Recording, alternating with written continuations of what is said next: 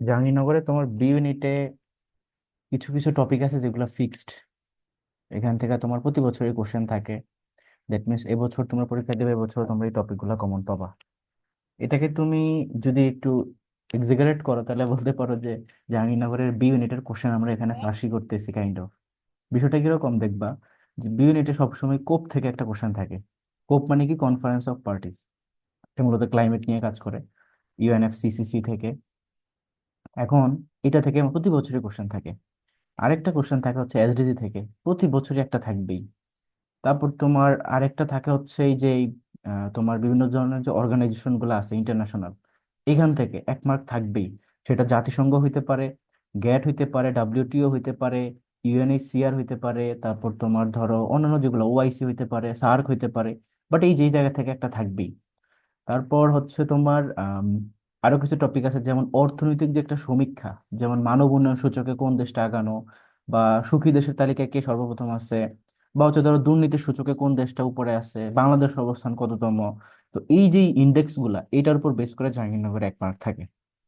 আচ্ছা, তো তার মানে দেখো আমি তোমাদেরকে চারটা টপিক বললাম। এই চারটা টপিক থেকে 4 মার্ক তুমি যে বি ইউনিটে শিওর পাচ্ছ। এরকম কিছু কিছু টপিক আছে যেগুলো জাহাঙ্গীরনগরের বি ইউনিটের একদম ফিক্সড টপিক, এগুলা থেকে প্রতি বছরই কোশ্চেন আসে এবং কি তোমরাও কমন পাবা। এখন এই টপিক গুলাই যেই মাত্র বললাম, এগুলা রিলেট করে কোন সাবজেক্টের সাথে তো বলতে পারবা? এই যে টপিক গুলা বললাম, এগুলা মেইনলি তোমার যেগুলো যে অর্থনৈতিক সমীক্ষা বলি, তারপর ধরো তোমার বাজেটের কথা যদি বলি, এগুলা মোরলেস রিলেট করে হচ্ছে তোমার এই ইকোনমিক সাবজেক্টের সাথে। আর এর আগের বছরগুলোতে আমরা যদি ট্রেডিশন দেখি, যে সেখানে তোমার এখানে সাবজেক্টিভ জিকে থেকে কোশ্চেন আসতো, অর্থাৎ তোমার ইকোনমিক্স থেকে বিতর্কত কোশ্চেন আসতো। এখন প্রশ্ন হচ্ছে যে জাহাঙ্গীরনগরে তোমার বি ইউনিটটা হচ্ছে সমাজবিজ্ঞান অনুষদ, এখানে একটা সাবজেক্ট হচ্ছে ইকোনমিক্স, কিন্তু এখানে পরীক্ষা দেয় সায়েন্সের স্টুডেন্ট, আর্টসের স্টুডেন্ট, কমার্সের স্টুডেন্ট। তো যারা কমার্সের বা সায়েন্সের আছে তাদের তো ইকোনমিক্স সাবজেক্ট ছিল না। তো তাহলে তাদের জন্য ইকোনমিক্স থেকে কোশ্চেন আসলে কি হবে? তো এই জন্য ইকোনমিক্স থেকে যে কোশ্চেনগুলো আসে এগুলা খুব একটা ডিপ লেভেল থেকে আসে না, বেসিক লেভেল থেকে আসে। তো তোমাদেরকে এই ইকোনমিক সাবজেক্টের উপরে বেসিক একটা প্রিপারেশন নিতে হবে। এখন বলতে পারো যে ভাইয়া জাহাঙ্গীরনগরের বেসিকই অ্যাডভান্স। তো সেটা হলে ঠিক আছে যে না, জাহাঙ্গীরনগরের বেসিকটাই অ্যাডভান্স। তো আমরা হচ্ছে ওই জিনিসটা আর কি আজকে ক্লাসে কভার করবো, যে ইকোনমিক্স থেকে যা যা আসতে পারে প্রবাবলি। আচ্ছা বলো তো, তোমরা এই যে পিডিএফটা দেখতে পাচ্ছ কিনা, অর্থনীতি? জি দেখ। ফাইন। এখন আমি তোমাদেরকে এখানে পুরোটাই মার্ক করে দিব, এমন না যে তোমাদের সব পড়তে হবে। আমি যতটুকু যতটুকু মার্ক করবো শুধু ততটুকুই পড়বা। ঠিক আছে? ওকে। এখন ফার্স্টে যে বিষয়টা, যে অর্থনীতি, এখানে একটু আমার নিজের নামটা লিখে দিই, জাস্ট ফর, কি বলে, যে শীটটা আমি মার্ক করে দিয়েছিলাম। ওকে। তো দেখো, অর্থনীতিকে ইংরেজিতে বলা হয় ইকোনমিক্স। আর এই যে ব্যক্তির ছবি দেখতেছো, বা এখানে একটা ব্যাংকের ছবি দেখতেছো, ওনার নাম কি বলো তো? Who is this person? Adam Smith. হ্যাঁ, এটা হচ্ছে অ্যাডাম স্মিথ, যাকে বলা হয় ইকোনমিক্স এর জনক। তো ইকোনমিক্স সাবজেক্ট অ্যাকচুয়ালি কেন আসছে, কেন এটা নিয়ে আমরা পড়াশোনা করতেছি, আমরা যদি একদম ফার্স্টের দিকে যাই, প্রাচীন দিকে যাই, তাহলে আমরা ইকোনমিক্স এর একজন মানুষের কথা খুব পড়ি, যে সে একটা অর্থশাস্ত্র নামে বই লিখছে। বইটার নাম কে বলো তো? অর্থশাস্ত্র। চাণক্য। ওই লোকটার নাম হচ্ছে চাণক্য বা কৌটিল্য। ঠিক আছে, সে একটা বই লিখছিল অর্থশাস্ত্র। তার এই বইটা অনেক মানে ইম্প্যাক্টফুল ছিল এই ইকোনমিক যেই তোমার অ্যাক্টিভিটি গুলো এগুলোর ক্ষেত্রে। আচ্ছা, কিন্তু ওইটা ঠিক আছে, প্রাচীন যুগের আমরা পরিচিত, আমরা বুঝতে পারতেছি, বা উপমহাদেশের সাথে কানেক্টেড। কিন্তু অ্যাকচুয়ালি ইকোনমিক্স এর মেইন সূচনাটা শুরু হয়েছে যখন একটা বই, যেটার নাম হচ্ছে ওয়েলথ অফ নেশন। কি বলতেছি? Wealth of nation. এই ওয়েলথ অফ নেশন বইটা লেখার পরে এইটার ইম্প্যাক্টটা থেকে ইকোনমিক্স এর এই যে সাবজেক্টের প্রসার বলো, বা এটা নিয়ে পড়াশোনা বলো, এটাকে ডিপার্টমেন্ট ওয়াইজ বা ডিসিপ্লিন ওয়াইজ এভাবে এতদূর নিয়ে আসা। ইভেন এখন ইকোনমিক্স এর উপরে তোমার নোবেল পুরস্কার দেওয়া হচ্ছে। তো এই যে বিষয়গুলো, এগুলা তোমরা একটু মনে রাখতে হবে, যে ইকোনমিক্স এর যদি শুরুটা হিসাব করা হয় তাহলে এই ব্যক্তির নামটা আসবে, যিনি একটা বই লিখছে, যে বইটার নাম হচ্ছে wealth of nation. Wealth of nation. তো এই যে বইটা, এই বইটার পুরো নাম কিন্তু এটা না, এটা হচ্ছে জাস্ট শেষের পার্টটা। তার এই বইটা হচ্ছে যে inquiry in the nature and causes of wealth of nation. ঠিক আছে? তো এই বইটার প্রেক্ষাপটটা কি, কেন আমরা বলতেছি ওয়েলথ অফ নেশন, বা এই যে অ্যাডাম স্মিথ তিনি বইটা কি প্রেক্ষাপটে লিখছে, এটা একটা কোশ্চেন থাকে না? আর কত সালে লিখছে বলতে পারবা একদম? আচ্ছা আমি বলে দিচ্ছি, এটা হইতেছে ওয়েলথ অফ নেশন, মানে কি একটা সতেরো জাতির। 1776। হ্যাঁ গুড, এটা হচ্ছে 1776। তো এটা হইতেছে তোমার যে যখন ব্রিটিশরা এই যে ভারতীয় উপমহাদেশ পুরোটাকে শাসন করছে না এক সময়, ভারত পাকিস্তান বাংলাদেশ এই পুরোটাকেই তো ব্রিটিশরা শাসন করছে, রাইট? তো ব্রিটিশরা যখন শাসন করছে তারা কি করছে, এখান থেকে যত ধরনের খাজানা ছিল, যত ধরনের ইম্পর্টেন্ট ইম্পর্টেন্ট ম্যাটেরিয়ালিস্টিক জিনিস ছিল বা সম্পদ যা ছিল, সবই কি নিয়ে গেছে না, বলো? তো এই যে ইংল্যান্ডের কাছে যখন এত সম্পদ গেছে ওই সময়, তো এখন সম্পদ তোমার কাছে আছে, সম্পদকে কি নিয়ে ফেলে রাখতে হয়? অবশ্যই না, এটাকে তো অবশ্যই ইউটিলাইজ করতে হয়। তো তখন ওই দেশের কাছে অনেক সম্পদ ছিল, এখন এই সম্পদগুলো কি করবে তারা? কোনো ওয়ে পাচ্ছিল না, তো তখন হচ্ছে কি নিয়ে বইটা লিখছে যে ওয়েলথ অফ নেশন, যে ওই দেশের এই সম্পদগুলোকে কিভাবে ইউটিলাইজ করা যায়, কিভাবে এই বই মানে এটাকে তোমার বন্টন বা তোমার এটাকে কাজে লাগানো সবকিছুর উপর নিয়ে আর কি এই বইটা লেখা, তো প্রেক্ষাপট হচ্ছে ওইটা। ওকে, এখন চলে আসো আমরা কিছু বেসিক জিনিস পড়াশোনা করি, যে অর্থনীতির সংজ্ঞা কি। অর্থনীতির সংজ্ঞা যদি বলতে হয় যে তোমার আহ এমন একটি বিষয়কে বোঝায় যা অর্থ সংক্রান্ত বিষয়দের নিয়ে আলোচনা করে। আর এইটা গ্রিক শব্দ অইকোনমিয়া থেকে উৎপত্তি হয়েছে। তো এই ইনফরমেশনটুকু মনে রাখবা যে ইকোনমিক্সের উৎপত্তি থেকে অইকোনমিয়া থেকে উৎপত্তি। এবং এটার জনক হচ্ছে অ্যাডাম স্মিথ। তিনি ব্রিটেনের নাগরিক, এই যে দেখো ইংল্যান্ড, ব্রিটিশ ব্রিটেন, ঠিক আছে? কিন্তু পরবর্তীতে তিনি ফ্রান্সে অবস্থান করেন। যাই হোক, তার এই যে 1776 সালে বিখ্যাত একটা গ্রন্থ প্রকাশ হয় যার নাম হচ্ছে ওয়েলথ অফ নেশন। এই বইটা থেকেই পরবর্তীতে তোমার এই ইকোনমিক্সের শুরুটা হয়। আচ্ছা, এখানে আরো কিছু ইনফরমেশন দেওয়া আছে, আমরা অত কিছু পড়বো না। আমরা এই যে এল রবিনসের একটা কথা মনে রাখবো, যে ইকোনমিক্সের তো অনেক ধরনের সংজ্ঞা আসছে। এই সংজ্ঞার ভিতরে এল রবিনসের একটা ডেফিনেশন ছিল যেটা অনেক বেশি সমাদৃত হয়েছে। তিনি ইকোনমিক্সকে তোমার এই যে মানে স্ক্যারসিটির ইকোনমিক্স বলছে, বা তোমার ধরো যে সায়েন্স অফ স্ক্যারসিটি বলছে, মানে economics is a science that deals with the human behaviour, যেটা কিনা তোমার এই যে স্কেয়ার্স যে সম্পদগুলো আছে এগুলাকে কিভাবে অল্টারনেটিভলি ইউজ করা যায় এটাকে মানে রিপ্রেজেন্ট করে। তো এইভাবে তিনি একটা সংজ্ঞা দিছিল যেখানে তিনি বলছে যে অসীম অভাব বা বিকল্প ব্যবহার এবং যোগ্য ও প্রচুর উপকরণ সমূহকে নিয়ে কয়েকটা জিনিসকে নিয়ে তিনি এই কথাটা বলছে। তার মানে তিনটা মেইন পয়েন্ট, এই যে অসীম অভাব, সীমিত সম্পদ এবং সম্পদগুলোর বিকল্প ব্যবহার। মানে কি মানুষের যে অভাব, বা এখানে অভাব বলতে তুমি এটাকে অভাব হিসেবে চিন্তা করবা না, অভাবটাকে চিন্তা করবা যে মানুষের যে ওয়ান্ট বা ডিমান্ড, এটা হিসেবে, বা ওয়ান্টই বলো। এই যে human want is unlimited, right? তোমাদেরকে আমি আজকে আহ, ধরো 2 লাখ টাকা দিলাম, তোমার কাছে তখন মনে হবে যে তোর আরে যদি 1 লাখ টাকা পাইতাম, তোমাকে 5 লাখ টাকা দিলাম, তুমি বলবে আরো যদি 5 লাখ টাকা পাইতাম। তো মানুষের অ্যাকচুয়ালি এই যে চাহিদা বলো বা ওয়ান্টস বলো, এটার কখনো শেষ নেই, এটা অসীম। তো এটা একটা কনসেপ্ট ইকোনমিক্সের। কিন্তু এই যে সম্পদ যেগুলো আমরা বলতেছি এই সব কিছুই কিন্তু সীমিত, মানে কোনো কিছুই অফুরন্ত না যে তুমি আলটিমেটলি সব সময় কনজিউম করে যাবে, এটার কখনো বিনাশ হবে না, এরকম হবে না, এটা শেষ হয়ে যাবে কোনো না কোনো সময়। তো এই জিনিসটা আর কি ইকোনমিক্সটাকে নিয়ে আসে, যে যেহেতু সম্পদ সীমিত, তার মানে এটাকে ব্যবহার করতে হবে সেইভাবে যখন এটা থেকে বেস্ট আউটপুটটা পাওয়া যাবে। যেমন ধরো একটা লোকের কাছে একটা জমি আছে, এখন সে জমিটাকে ফালায় রাখছে, তাহলে এটা দিয়ে কি তার কোনো লাভ আছে? লাভ নাই। সে যদি এটাকে ধরো ইউটিলাইজ করে, চাষাবাদ করে বা ভাড়া দেয় বা একটা বাড়ি করে ভাড়া দেয়, তখন কিন্তু তার একটা প্রফিট আসতেছে। এটাই হইতেছে যে সম্পদগুলোর বিকল্প ব্যবহার। আচ্ছা, এগুলা বেসিক কথাবার্তা। এখন চলে আসো যে অর্থনীতির সমস্যা বা প্রবলেমস কি।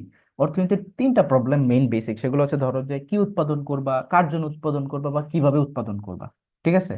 আর সীমিত সম্পদের বিষয় দিয়ে বোঝানোর জন্য উদ্ভব হয়েছে যে দুষ্প্রাপ্যতা, এটাকে ইংরেজিতে কি বলা হয়? স্কেয়ারসিটি। মানে আমাদের যে সম্পদগুলো আছে এটা লিমিটেড, এটার ভিতরে স্কেয়ার্স সম্পদ আছে, বা তোমার এটাকে কি বলা যায় যে দুষ্প্রাপ্যতা আছে, যে সব সময় থাকবে না, একসময় গিয়ে ফুরিয়ে যাবে। আর প্রয়োজনের তুলনায় সম্পদের অপ্রচুর যোগানকে বলা হয় দুষ্প্রাপ্য সম্পদ। আর এখানে তারপরে যেমন আমরা এই যে মানব জীবনের অন্যতম মৌলিক সমস্যা হচ্ছে নির্বাচন, যে চয়েস করতে হবে যে এটা করব না এটা করব, বা কোনটা করলে ভালো হবে, বা বিকল্প ব্যবহার কোনটা হতে পারে, এটাকে ইংরেজিতে বলা হয় চয়েস, ঠিক আছে? তারপর দেখো আরেকজন ব্যক্তির কথা বলা হচ্ছে পল স্যামুয়েলসন। তিনি ছিলেন আমেরিকান নাগরিক, তিনি একজন ইকোনমিস্ট যিনি কিনা ম্যাক্রো ইকোনমিতে অনেক বড় ভূমিকা পালন করছিল, ঠিক আছে? তো নেক্সট চলে আসো যে অর্থনীতিকে সম্পদের বিজ্ঞান বলেছেন কে। যদি এইভাবে কোশ্চেন আসে তাহলে সেটার উত্তর কি হবে? অ্যাডাম স্মিথ হবে। সম্পদের বিজ্ঞান মানে কি, যে তোমার ওয়েলথ অফ নেশন, এটা বলেই তো তিনি ইকোনমিক্সকে ডিফাইন করেছে, দ্যাটস এই যে সম্পদের বিজ্ঞান বলছে অ্যাডাম স্মিথ। আর এখানে যদি বলি তোমার এগুলো অতটা ইম্পর্টেন্ট না, আমরা চাইলে স্কিপ করতে পারি। এল রবিনসের যে ডেফিনেশনটা ছিল সেটা ছিল দুষ্প্রাপ্যতার বিজ্ঞান, তো এটা মনে রাখতে পারো, দুইটা ডেফিনেশন। একটা হচ্ছে স্কেয়ারসিটি নিয়ে বলছে এল রবিনস বা দুষ্প্রাপ্যতা নিয়ে, আর সম্পদের নিয়ে বলেছে হচ্ছে অ্যাডাম স্মিথ, সেই দুইটা মনে রাখবা। নেক্সট চলে আসো, এই যে অমর্ত্য সেন। এখানে এই যে অমর্ত্য সেনের যে নামটা আসছে, এখানে তার বইগুলোর নাম বলা নাই, কিন্তু নাম যেহেতু আসছে তার মানে তার বই সম্পর্কে আমরা একটু বলি। অমর্ত্য সেনের একটা বইয়ের নাম বলো তো, পরীক্ষা আসে প্রচুর,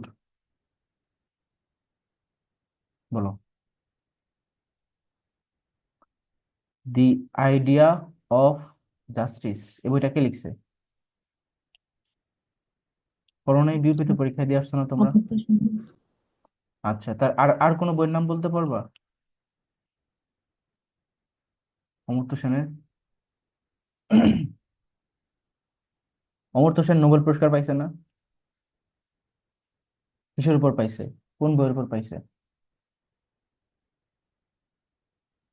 হুম, পভার্টি অ্যান্ড ফেমিনস, ঠিক আছে। তার আরেকটা বই আছে, সেটা হচ্ছে ডেভেলপমেন্ট অ্যাজ ফ্রিডম।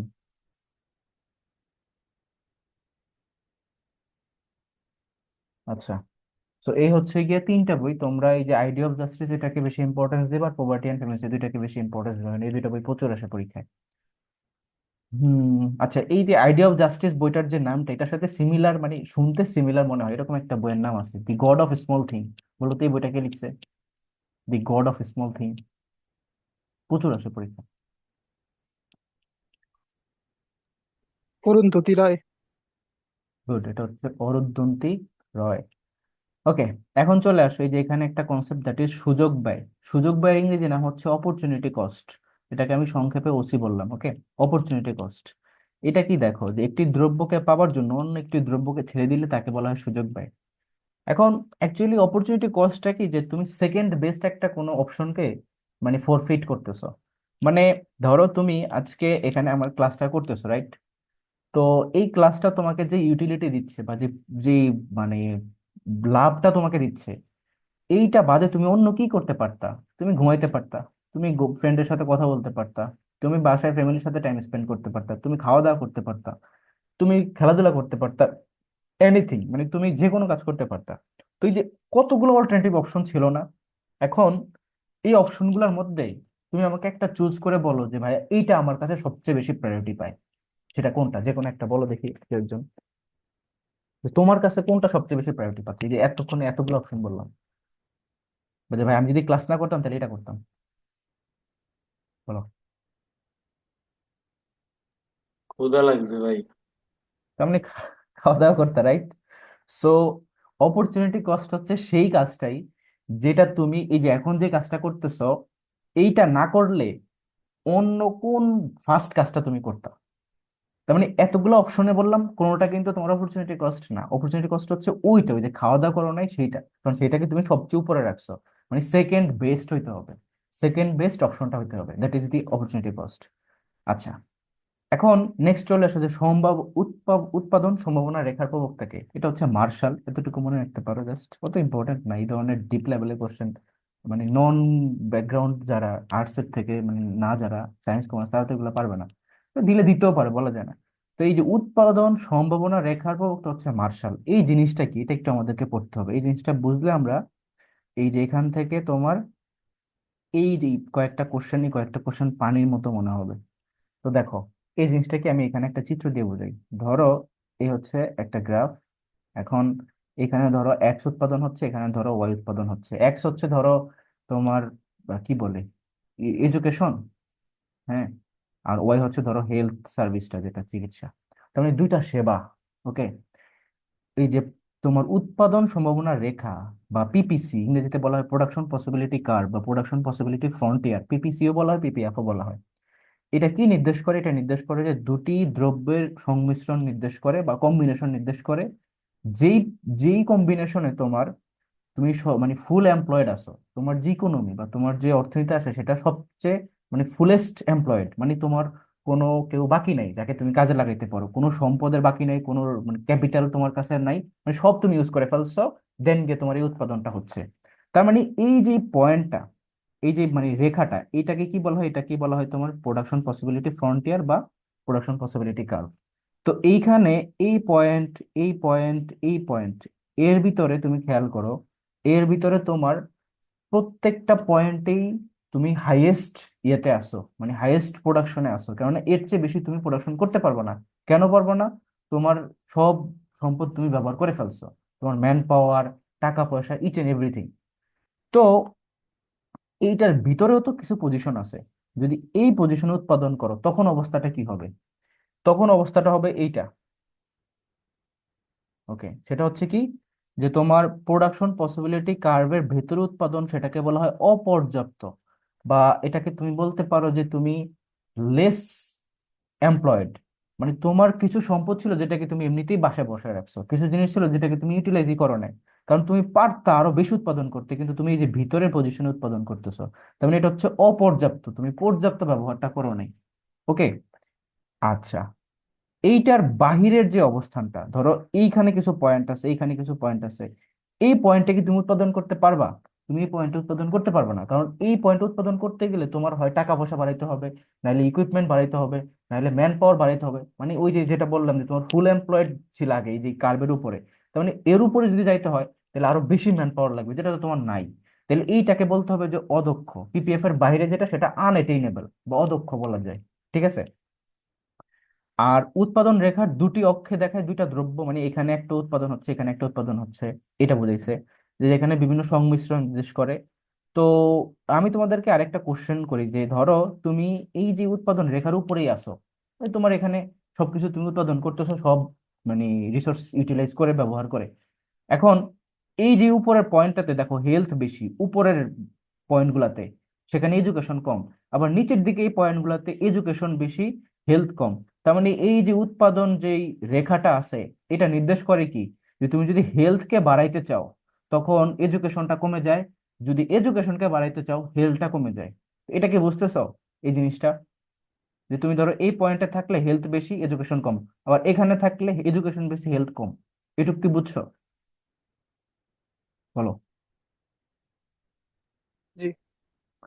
তো এই জিনিসটা কি নির্দেশ করে, যে তুমি যদি অন্য একটা জিনিসকে নিতে চাও তাহলে একটা জিনিসকে স্যাক্রিফাইস করতে হয়, এটাই হচ্ছে অপরচুনিটি কস্ট বা সুযোগ ব্যয়। তো আমরা যে একটু আগে তখন একটা জিনিস ব্যাখ্যা করলাম না, সেটা এখানে এটা দিয়ে ব্যাখ্যা করা যায়। বুঝা গেছে? তারপরে আমরা একটু চলে আসি নিচের দিকে, যে অর্থনৈতিক সমস্যা সমাধানের পর্যায় চারটি, মানে তোমাকে উৎপাদন করতে হবে, এরপরে তুমি সেটাকে বিনিময় করতে হবে, তারপর সেটাকে বন্টন করতে হবে, এবং লাস্টে গিয়ে তুমি সেটাকে ভোগ করবা। তো এই হচ্ছে গিয়ে ইসে, আর উৎপাদনে যে করার যে প্রচেষ্টা, এটা হচ্ছে মূলত ভোগের আকাঙ্ক্ষা থেকেই তৈরি হয়। আর অর্থনৈতিক কিছু ব্যবস্থা আছে, মেইনলি আমরা তিনটাকে পড়বো। একটা হচ্ছে ধনতান্ত্রিক অর্থ ব্যবস্থা, এরপর হচ্ছে তোমার ধরো কি বলা হয়, ওই যে সমাজতান্ত্রিক অর্থ ব্যবস্থা, আর একটা হচ্ছে মিশ্র অর্থ ব্যবস্থা। আরেকটা অর্থ ব্যবস্থা আছে ইসলামিক অর্থ ব্যবস্থা, যেটা কিন্তু আসবে না পরীক্ষায়, কারণ ইসলামিক অর্থ ব্যবস্থা এক্সিস্ট করে না এখন। যে জিনিস আগে ছিল ওই জিনিস এখন এক্সিস্ট করে না, সেটাকে নিয়ে কোশ্চেন কেন দিবে বলো? এটাই আর কি মেইন জিনিস। বাট ওটা স্ট্যান্ডার্ড, কিন্তু ধরো ধর্মীয় দিক থেকে স্ট্যান্ডার্ড, কিন্তু ইকোনমিক্যালি তো এটা এখন প্রচলিত নাই কোথাও। কেননা ইসলামিক অর্থ ব্যবস্থায় সুদ হারাম, কিন্তু এখন পুরো পৃথিবী বিশ্ব সব চলে সুদের উপরে। টাকা সিস্টেম, যে মনিটারি সিস্টেম, পুরোটাই তো সুদ। এই যে ধরো যারা যে সকল ব্যাংক গুলো, মানে পৃথিবীতে এমন কোনো ব্যাংকই নাই যেটা সুদ ছাড়া চলতে পারবে, এমন কোনো ব্যাংক নাই। মানে তুমি যদি একটা জিনিস চিন্তা করো, যে তুমি তাদেরকে একজনকে টাকা দিলা, ব্যাংক হচ্ছে কি টাকা রাখার একটা জায়গা, তুমি একজনকে টাকা দিলা কয় টাকা? 500 টাকা।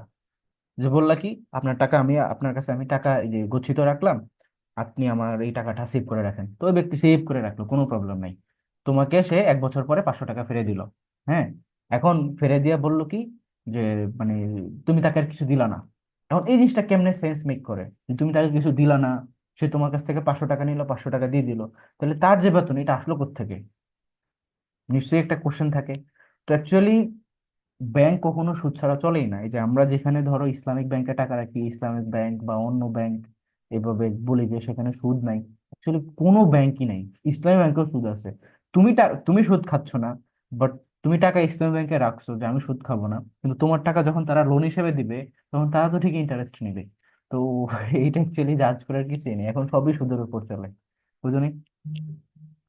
আচ্ছা, বরঞ্চ আমি মনে করি যেটা, মানে এটা আমার পার্সোনাল অভিমত, যেহেতু তারা তোমার টাকা দিয়ে সুদ খাইতেছে তাহলে তুমিও খাওয়া উচিত। ঠিক আছে? সুদ খায় টাকা পয়সা ইনকাম করে ধরো পৃথিবীর সবচেয়ে বড় লোক হয়ে যাবে, এরপরে সব ব্যাংকের একেবারে অফ করে দিবা, তাহলে একটাই হতে পারে। কিন্তু সুদ না খায় তুমি বসে থেকে কিছু করতে পারবে না। এখন যা জেনারেশন শুরু হয়েছে আর কি। আরে যে একটা খুব ভিডিও ভাইরাল হয়েছিল একবার, সোহাগ ভাই না, রকমারি উদ্বাসন মেশাতে গিয়েছিল। তো উনি বললো যে সুদের যে সিস্টেমটা এটা কিন্তু অ্যাকচুয়ালি বিশাল জিনিস। আমি একটা জিনিস চিন্তা করি, যে ধরো সুদ যদি খারাপ হয়, তাইলে সুদ অবশ্যই খারাপ, এটা নিয়ে নো ডাউট। কিন্তু আরেকটা হচ্ছে যে টাকা নেওয়া টাকা না দেওয়া, এটা কি তার চেয়েও বড় খারাপ? ধরো সুদ মানে কি, তোমাকে আমি টাকা দিলাম, তুমি আমাকে খুশিতে আরো 5 টাকা বাড়াই দিছো, দিস ইজ সুদ। তো এটা যদি একটা অন্যায় হয়, তাহলে আমি তোমাকে টাকা দিলাম, আমি আমি তোমাকে হেল্প করলাম, তুমি আমাকে সেই টাকাটা ব্যাক দিলা না, তাহলে কি এটা আরো বড় ক্রাইম না?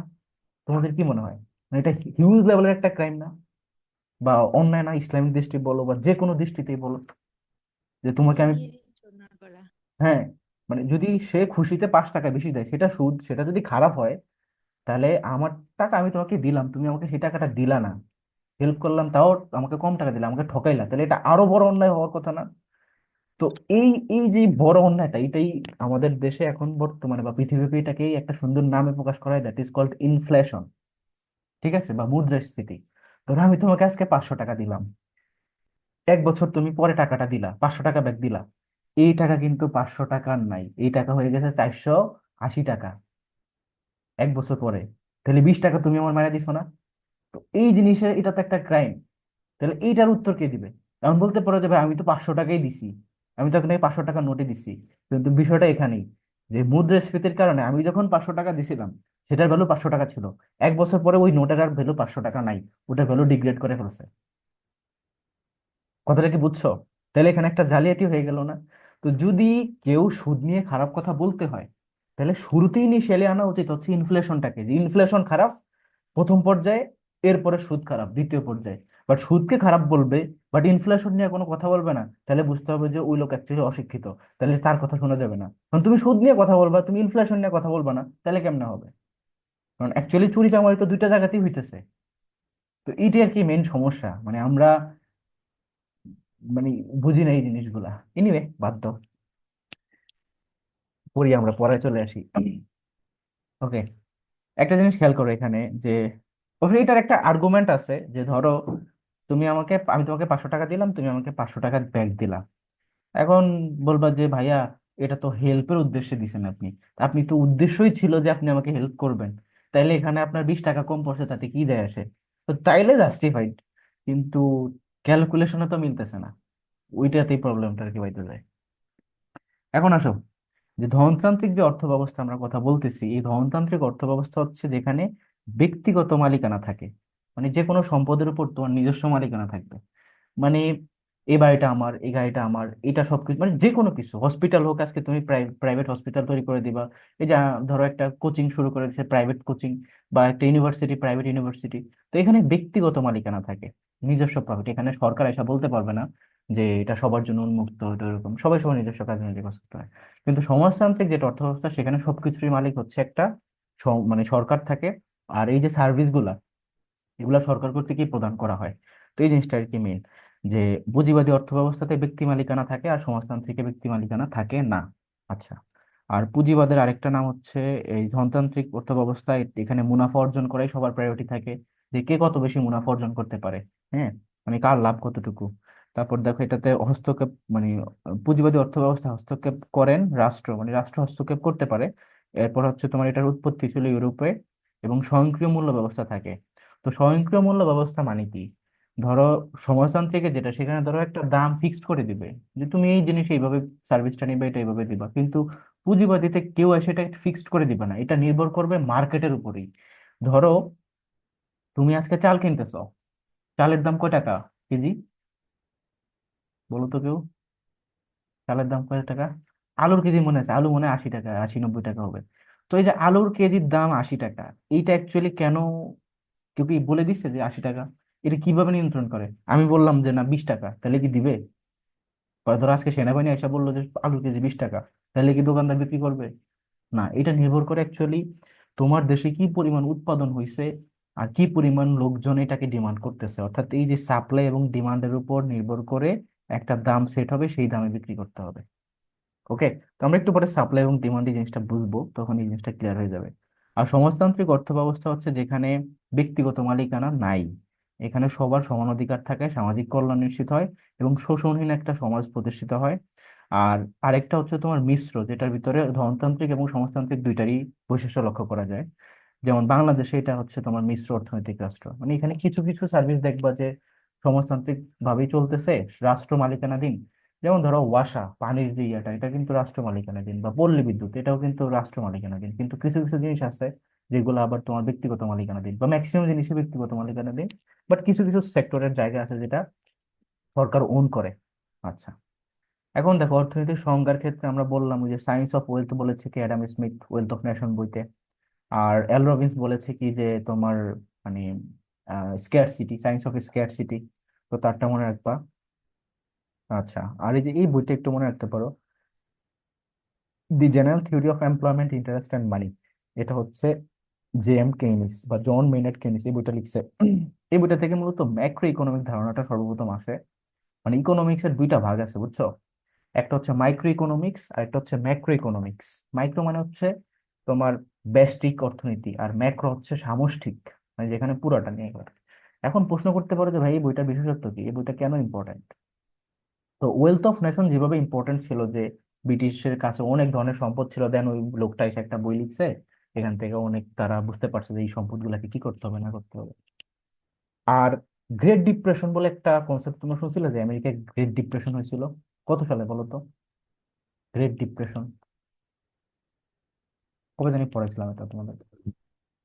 গ্রেট ডিপ্রেশন, গ্রেট ডিপ্রেশন মানে কি? অর্থনৈতিক মন্দা দেখা দিচ্ছে, যে মানে টাকা পয়সা নাই, মানুষজন বেকার, খাইতে পারতেছে না, জিনিসপত্রের দাম অনেক বেশি, মানে সব প্রবলেম। তো এটা এটা হয়েছিল কত সালে গ্রেট ডিপ্রেশন?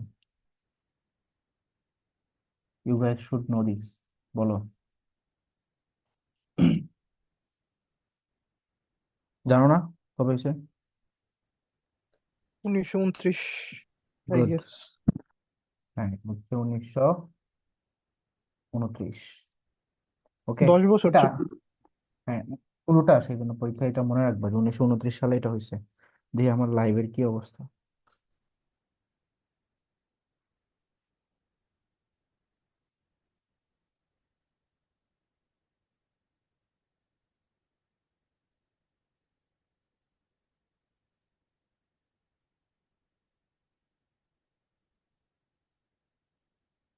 হ্যাঁ, ঠিকঠাকই আছে মনে হচ্ছে, একটু শেয়ার করে দিই গুরু।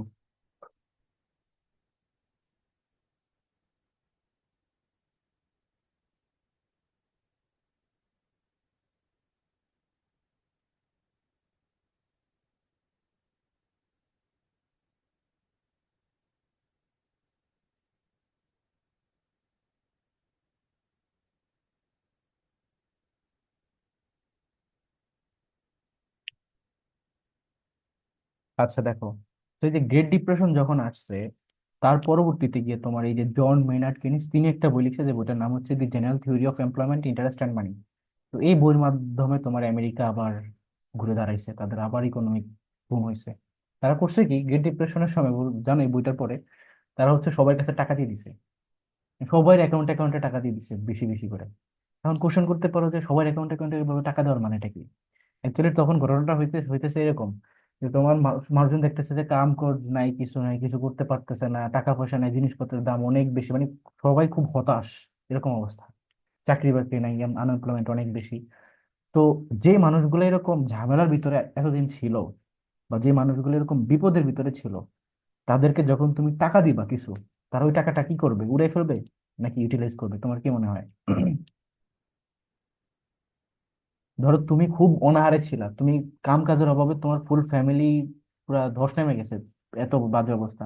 এখন তোমাকে আমি বললাম এই নে 50,000 টাকা, তুমি ওই টাকাটা দিয়ে কি করবা? জুয়া খেলবা নাকি ওই টাকাটা দিয়ে কিছু কাজ টাজ করার ট্রাই করবা? বলো।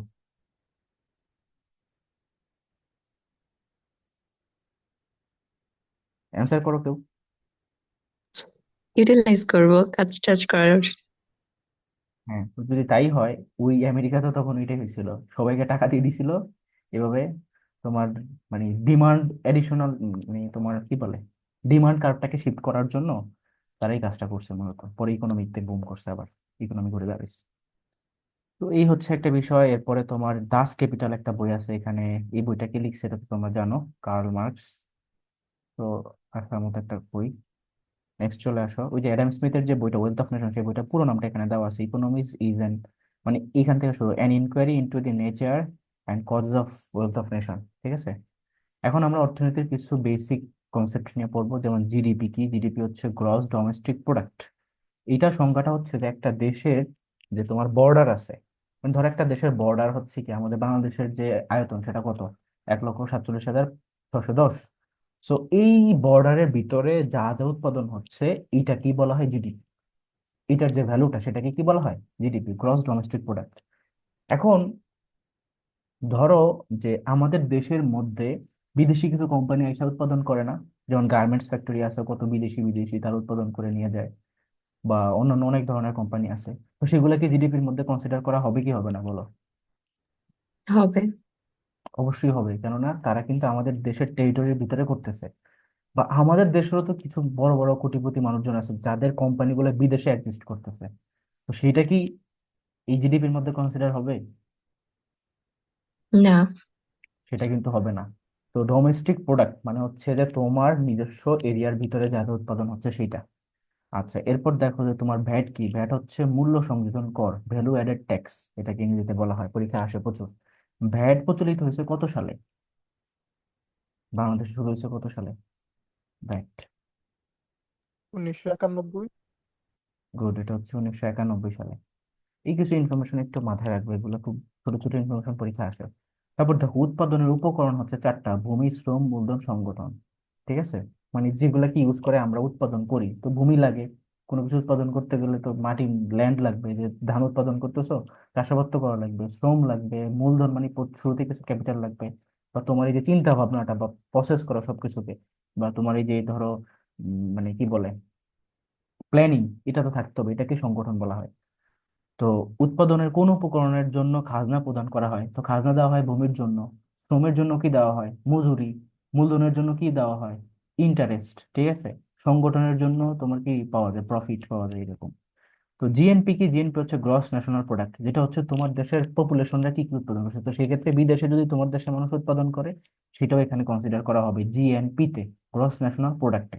আচ্ছা, তারপর দেখো প্রত্যক্ষ কর। এই জিনিসটা কি? প্রত্যক্ষ কর হচ্ছে যে করদাতা সরাসরি প্রদানকৃত কর। যেমন আমরা যে আয় কর দিই, এটা কি প্রত্যক্ষ না পরোক্ষ?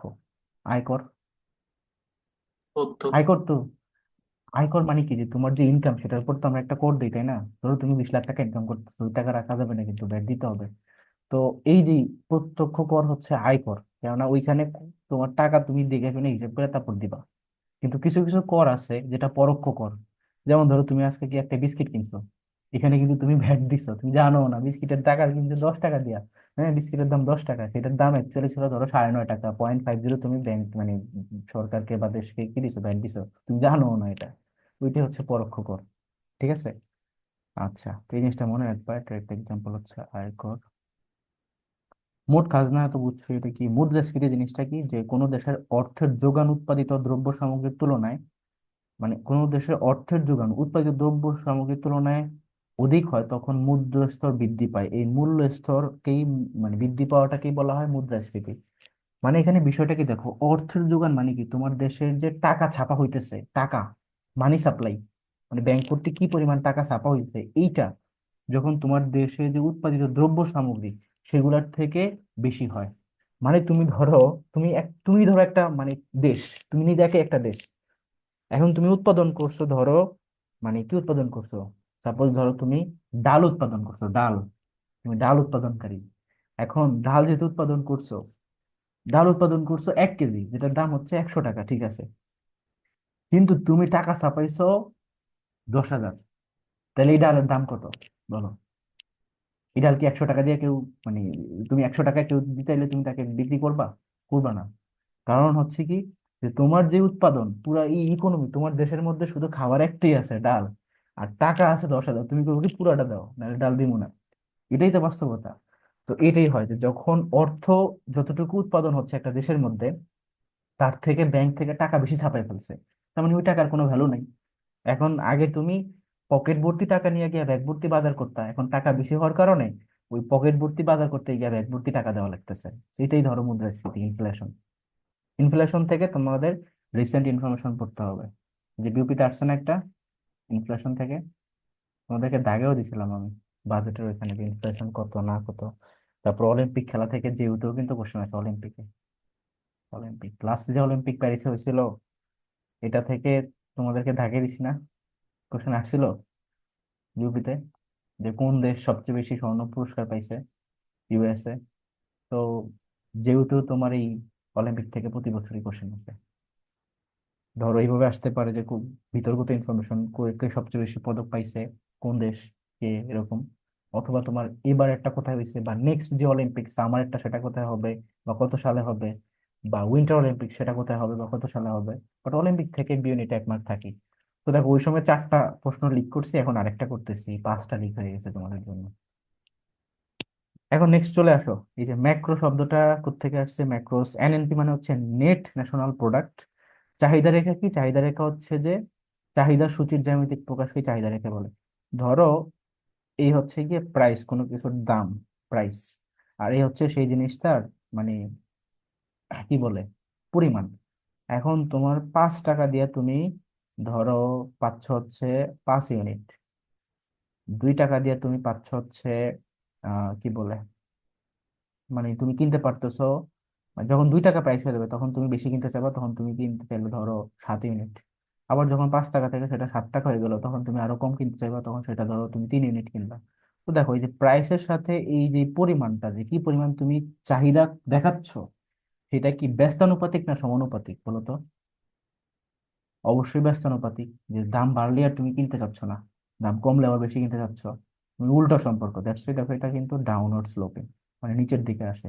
তো চাহিদা রেখা হচ্ছে নিম্নগামী, কি বলা হয়, নিম্নগামী বলা হয়। শুধু এতটুকু জানলেই হবে, বেসিক। আচ্ছা, তারপর দেখো সমাজতান্ত্রিক অর্থব্যবস্থার কথা বলা আছে, যে ভূমি রাজস্ব এটা হচ্ছে প্রত্যক্ষ কর, মানে ভূমির উপর যে করটা দেয় সেটাও প্রত্যক্ষ, ওইদিকে আয় করটাও প্রত্যক্ষ। তারপর দেখো অর্থনীতির সুদকে 2 ভাগে ভাগ করে লাগবে না। বাতাস, বাতাস কি সম্পদ? বাতাস কোনো সম্পদ না, এটা এমনিতেই আছে। তারপর বিলাস দ্রব্য কি সম্পদ? অবশ্যই সম্পদ। তারপরে তোমার পুঁজিবাদীর ক্ষেত্রে ব্যক্তিগত মালিকানা থাকে। তারপর সবচেয়ে বেশি দামি দিনার, কুইতের দিনার, এটা সবচেয়ে বেশি দাম। মূল্য স্তর হ্রাস পেলে নির্দিষ্ট আয়ের লোক ক্ষতিগ্রস্ত হয় কিনা। ধরো মূল্য স্তর মানে কি, প্রাইস লেভেল, মানে সব ধরনের প্রোডাক্টের দাম বাড়তেছে, তাহলে যাদের আয় বা স্যালারি ফিক্সড, যাদের স্যালারি বাড়ে নাই, সবাই সেম লেভেলের স্যালারি আছে, তারা এখন ঝামেলা পড়ে যাবে না? তো এটি ক্ষতিগ্রস্ত হয়, এটা সত্য কথা। আচ্ছা, তারপর দেখো দ্রব্যের দাম কমালে তার যোগান কমে, এটা কি সত্য কিনা? তো দেখো যখন তুমি ওইখানে তো আমরা ডিমান্ড কার্ভটা দেখছিলাম বা চাহিদা রেখে দেখছিলাম, ঠিক তেমনি একটা সাপ্লাই কার্ভও আছে। ধরো কোনো কিছুর দাম 5 টাকা, তখন তুমি যদি প্রডিউসার হও বা উৎপাদক হও, ধরো তুমি ব্যবসায়ী, তাহলে তুমি উৎপাদন করবে ধরো 10। আবার যখন সেটার দাম বেড়ে যাবে 10 টাকা, তখন তুমি যদি বেশি টাকা পাওয়া যাচ্ছে, তাহলে তুমি আরো বেশি উৎপাদন করবে, তখন 20 উৎপাদন করবে। যদি ধরো সেটার দাম কমে 2 টাকা হয়ে গেছে, তুমি বলবে ধুর, আর উৎপাদন কমাইতে হবে, তাহলে তুমি 5 করবা। তার মানে এখানে দেখো এটা হচ্ছে কি, কমলে কমে বাড়লে বাড়ে, তার মানে এটা হচ্ছে কি ঊর্ধ্বগামী, ঊর্ধ্বগামী এবং সমানুপাতিক সম্পর্ক। তো এই জন্য এটা কি বলছে, দ্রব্যের দাম কমলে যোগান কমে, যোগান মানে সাপ্লাই, এটা সত্য কথা, শেষ। তো সাপ্লাইও শেষ, ডিমান্ডও শেষ, বেসিক, একদম বেসিক লেভেল থেকে তোমাদেরকে বোঝাচ্ছি। তো তুমি এতটুকু বুঝলেই হবে, কারণ তোমাকে এখানে ইকোনমিক্স এর রিটেন কোশ্চেন দিবে না, জাস্ট কনসেপ্ট থেকে কোশ্চেন দিতে পারে। তারপর আয় কর কোন ধরনের কর, অবশ্যই প্রত্যক্ষ কর। তারপরে শ্রমিকের দক্ষতা, সূর্যালোক এটা কি অর্থনৈতিক সম্পদ? সূর্যের আলো তো আসবেই, এটা তো কন্ট্রোল করার কিছু নেই, এটা সবার জন্যই সমান। তো এটার উপর যদি টাকা দাও, যে সূর্যের আলো আসবে এই জন্য 5 টাকা করে দিতে হবে, তুমি দিব টাকা? দিবে না, তার মানে এটা কোনো সম্পদ না।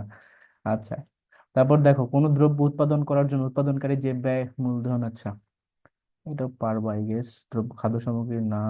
আচ্ছা, দাম এবং যোগানের সম্পর্ক হচ্ছে সমমুখী, মানে একদিকেই যাচ্ছে, এই জন্য এটাকে কি বলা হচ্ছে, সমমুখী, মানে ওইটা বাড়লে এটাও বাড়ে, এটা কমলে এটা হচ্ছে কমে, মানে আমরা যেটা বললাম যে সমানুপাতিক সম্পর্ক। সমস্যা 3টা, কিভাবে উৎপাদন করব, কার জন্য উৎপাদন করব, কেন উৎপাদন করবো, এটা আর কি। সুযোগ ব্যয় বলতে কি সম্পদের বিকল্প সম্ভাব্য সর্বোচ্চ ব্যবহার। ওই যে অপরচুনিটি কস্ট তখন বুঝাইলাম যেটা। ওকে, এগুলা দেখো এখানে। চাহিদা রেখা এই যে নিম্নগামী। তারপর দেখো উৎপাদন রেখার অভ্যন্তরে কোনো বিন্দুতে উৎপাদন সম্ভব কিন্তু অদক্ষ।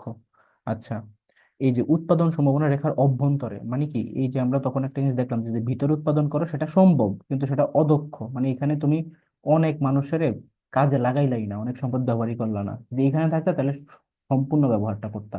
আবার উপরেও করতে পারবে না কারণ অত পরিমাণে তোমার ক্যাপাসিটি নাই। এটাই আর কি। হুম। তারপর ভাই দেখো একটা এই যে কোশ্চেন ছিল, সাউন্ডটা তো বেশি, কেমন তো ভয় পেয়ে গেছি। হ্যাঁ বলো। হচ্ছে ওই যে খাদ্য সামগ্রী অর্থনৈতিক দ্রব্য বলে বিবেচিত হয় না কেন? কি জানি, এটা তো আমার তো মনে হয় এটা হওয়া উচিত, ওরা না দিল কেন এটা বুঝি না। খাদ্য সামগ্রী অর্থনৈতিক দ্রব্য মানে অ্যাকচুয়ালি খাদ্য সামগ্রী বলতে এটা হয়তো বুঝাইছে যে তুমি যেটা নিজে খাবা সেটা কথা তুমি বাজারে বিক্রি করবে না, এই সেন্সে হয়তো বুঝাইছে। বাট এমনিতে অন্যান্য যদি সেন্স হিসাব করো তাহলে তো চাল ডাল সবই তো বাইরে বিক্রি হয়, মানে ওই হিসাবে হয়তো হইতে পারে কাইন্ড অফ। বাট এটা কনফিউজিং জায়গা, এটা বাদ দিতে পারো। ওরা কেন এইভাবে লিখছে বুঝতেছি না, তুমি কোন সেন্সে বুঝেছি সেটাও তো একটা মেক করতে হবে। খাদ্য সামগ্রী ধরো তোমার নিজস্ব খাবারের জিনিস, তুমি সেটা বিক্রি করবা? তো তো করবা না। বাট যদি তুমি সেটা বিজনেস করার পারপোজে তৈরি করো তাহলে তো তুমি অবশ্যই বিক্রি করবা, তাহলে তো অবশ্যই সেটা পণ্য হয়ে যাবে। এনিওয়ে, নেক্সট আসো যে কোন চাহিদার নিয়ামক নয় উৎপাদন খরচ। চাহিদার নিয়ামক, আচ্ছা এই জিনিসটা বুঝো যে আমরা চাহিদার যেটা বলতেছি, চাহিদা এইভাবে তোমার নিম্নগামী, হ্যাঁ প্রাইসের সাথে এর সাথে। তো এখানে উৎপাদনের যে খরচটা এটা তো সাপ্লাই, উৎপাদন খরচ মানে কি, সাপ্লাইয়ের যে কস্টটা বা প্রোডাকশন যে কস্টটা সেটা তো ওই যে সাপ্লাই কার্ভকে ই করবে, মানে যেটা উপরের দিকে যোগান রেখা সেটার সাথে কানেক্টেড। তুমি উৎপাদন খরচ বাড়লো না কমলো সেটার উপর নির্ভর করে তো তোমার চাহিদা নির্ভর করতেছে না, এই হিসাবে আর কি এটা। তারপর দেখো আম, দামের উপর বিক্রেতার নিয়ন্ত্রণ থাকলে তাকে বলে একচেটিয়া বাজার, যাকে বলা হয় মনোপলি। মানে দাম কয় টাকা হবে না হবে সেটা তুমি নির্ধারণ করতেছো, তুমি বিক্রি করতেছো। মানে ধরো এরকম হয় না যে একটা গ্রামে তুমি আছো যেখানে কাছাকাছি একটাই মাত্র দোকান আছে, এখন তোমার ডিম লাগবে। হ্যাঁ, তো ডিম লাগবে, এখন ডিম হচ্ছে বাজারে গেলে তোমাকে 10 টাকা রিক্সা ভাড়া বা 20 টাকা রিক্সা দিয়ে ভাড়া দিয়ে যাইতে হবে। আর বাড়ির সামনে দরজা একটা দোকান আছে যেখানে ডিম পাওয়া যায়, ও তোমার ইমিডিয়েট লাগবে, মেহমান আসছে। তখন তুমি ওই ওই দোকানের ডিম বিক্রি হয় ধরো 50 টাকা, বাজারে হচ্ছে 40 টাকা, তাহলে তুমি 50 টাকা দিয়ে কিন্তু কিনতেছো। কারণ কি, কারণ সে একচেটিয়া বাজারের এই যে মনোপলি পাওয়ারটা নিতেছে, কারণ ওইখানে আর কোনো দোকান নেই। ওর যদি ওখানে আরো 10-12টা দোকান থাকতো তাহলে তো আর সে বাড়াইতে পারতো না। কারণ ও বলতো যে আমার কাছে আসেন আমি 45 টাকায় দিব, আরেকজন বলতো যে না আমার কাছে আসেন 42 টাকায় দিব। তো তুমি তো কম টাকার কাছে যাইতা। তো এইটাই। এরপর দেখো আর আর স্থিতিস্থাপকতা ধনাত্মক, এটা মূলত কি, ওইটা একটা কল আসতেছে।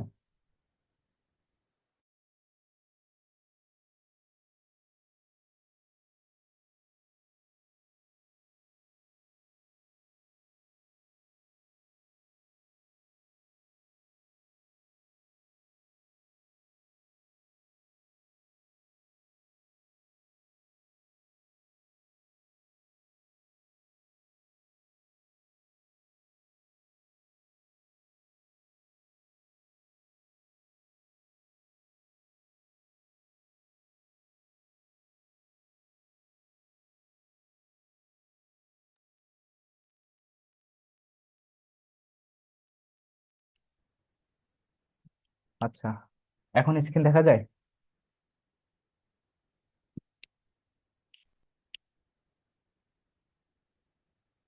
এই বলো তো স্ক্রিন দেখতে পাবো কিনা। জি দেখা যায়। ওকে, নেক্সট চলে আসো, আমরা আরেকটু আগাই। দ্যাট ইজ যে স্থিতিস্থাপকতা, এটাকে বলা ইলাস্টিসিটি। এই জিনিসটা আমি একটু পরে আমাকে মনে করে দিও, আমি যখন এই যে প্রত্যেকটা কনসেপ্ট শেষ করব দেন এই জিনিসটা নিয়ে আমি বলবো। এটা থেকে 1 মার্ক যেটা থাকতে পারে, ইলাস্টিসিটি মনে করে দিও। আচ্ছা, নেক্সট আসি যে তোমার ভোক্তার আয় বাড়ায় কোনো দ্রব্যের চাহিদা রেখে স্থানান্তরিত হলে সেটাকে বলা হয় স্বাভাবিক দ্রব্য। মানে স্বাভাবিক দ্রব্য মানে হচ্ছে নর্মাল গুডস, ঠিক আছে? যে তোমার ইনকাম বাড়ছে, তুমি সেটা বেশি কিনতেছো, তাহলে সেটা কি স্বাভাবিক দ্রব্য না? আবার ইনকাম কমছে, তুমি কম কিনতেছো। সাপোজ কিছু আছে তোমার এই যে মানে বিলাসবহুল দ্রব্য, সেগুলা কিন্তু এরকম না, সেগুলা হচ্ছে তোমার প্রাইসের সাথে নির্ভর করে। তো ইনকামের সাথে যেই দ্রব্য মানে জিনিসের চাহিদা কমে বা বাড়ে সেটাকে বলা হয় স্বাভাবিক দ্রব্য।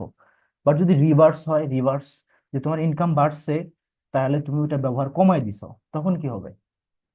তখন সেই দ্রব্যটা কিন্তু আর স্বাভাবিক থাকলো না। যে তোমার হাতে এখন ইনকাম বেশি তাও তুমি ওটা কিনতেছো না, দ্যাট মিন সেটা হচ্ছে অস্বাভাবিক। অস্বাভাবিক মানে কি? অস্বাভাবিক মানে হচ্ছে ইনফেরিয়র, ইংরেজিতে বলে ইনফেরিয়র। মানে সেটাকে বাংলায় কি বলবো? বাংলাতে কি বলে ইনফেরিয়র গুডসে? ইকোনমিক্সে পোলাপাইন বলো।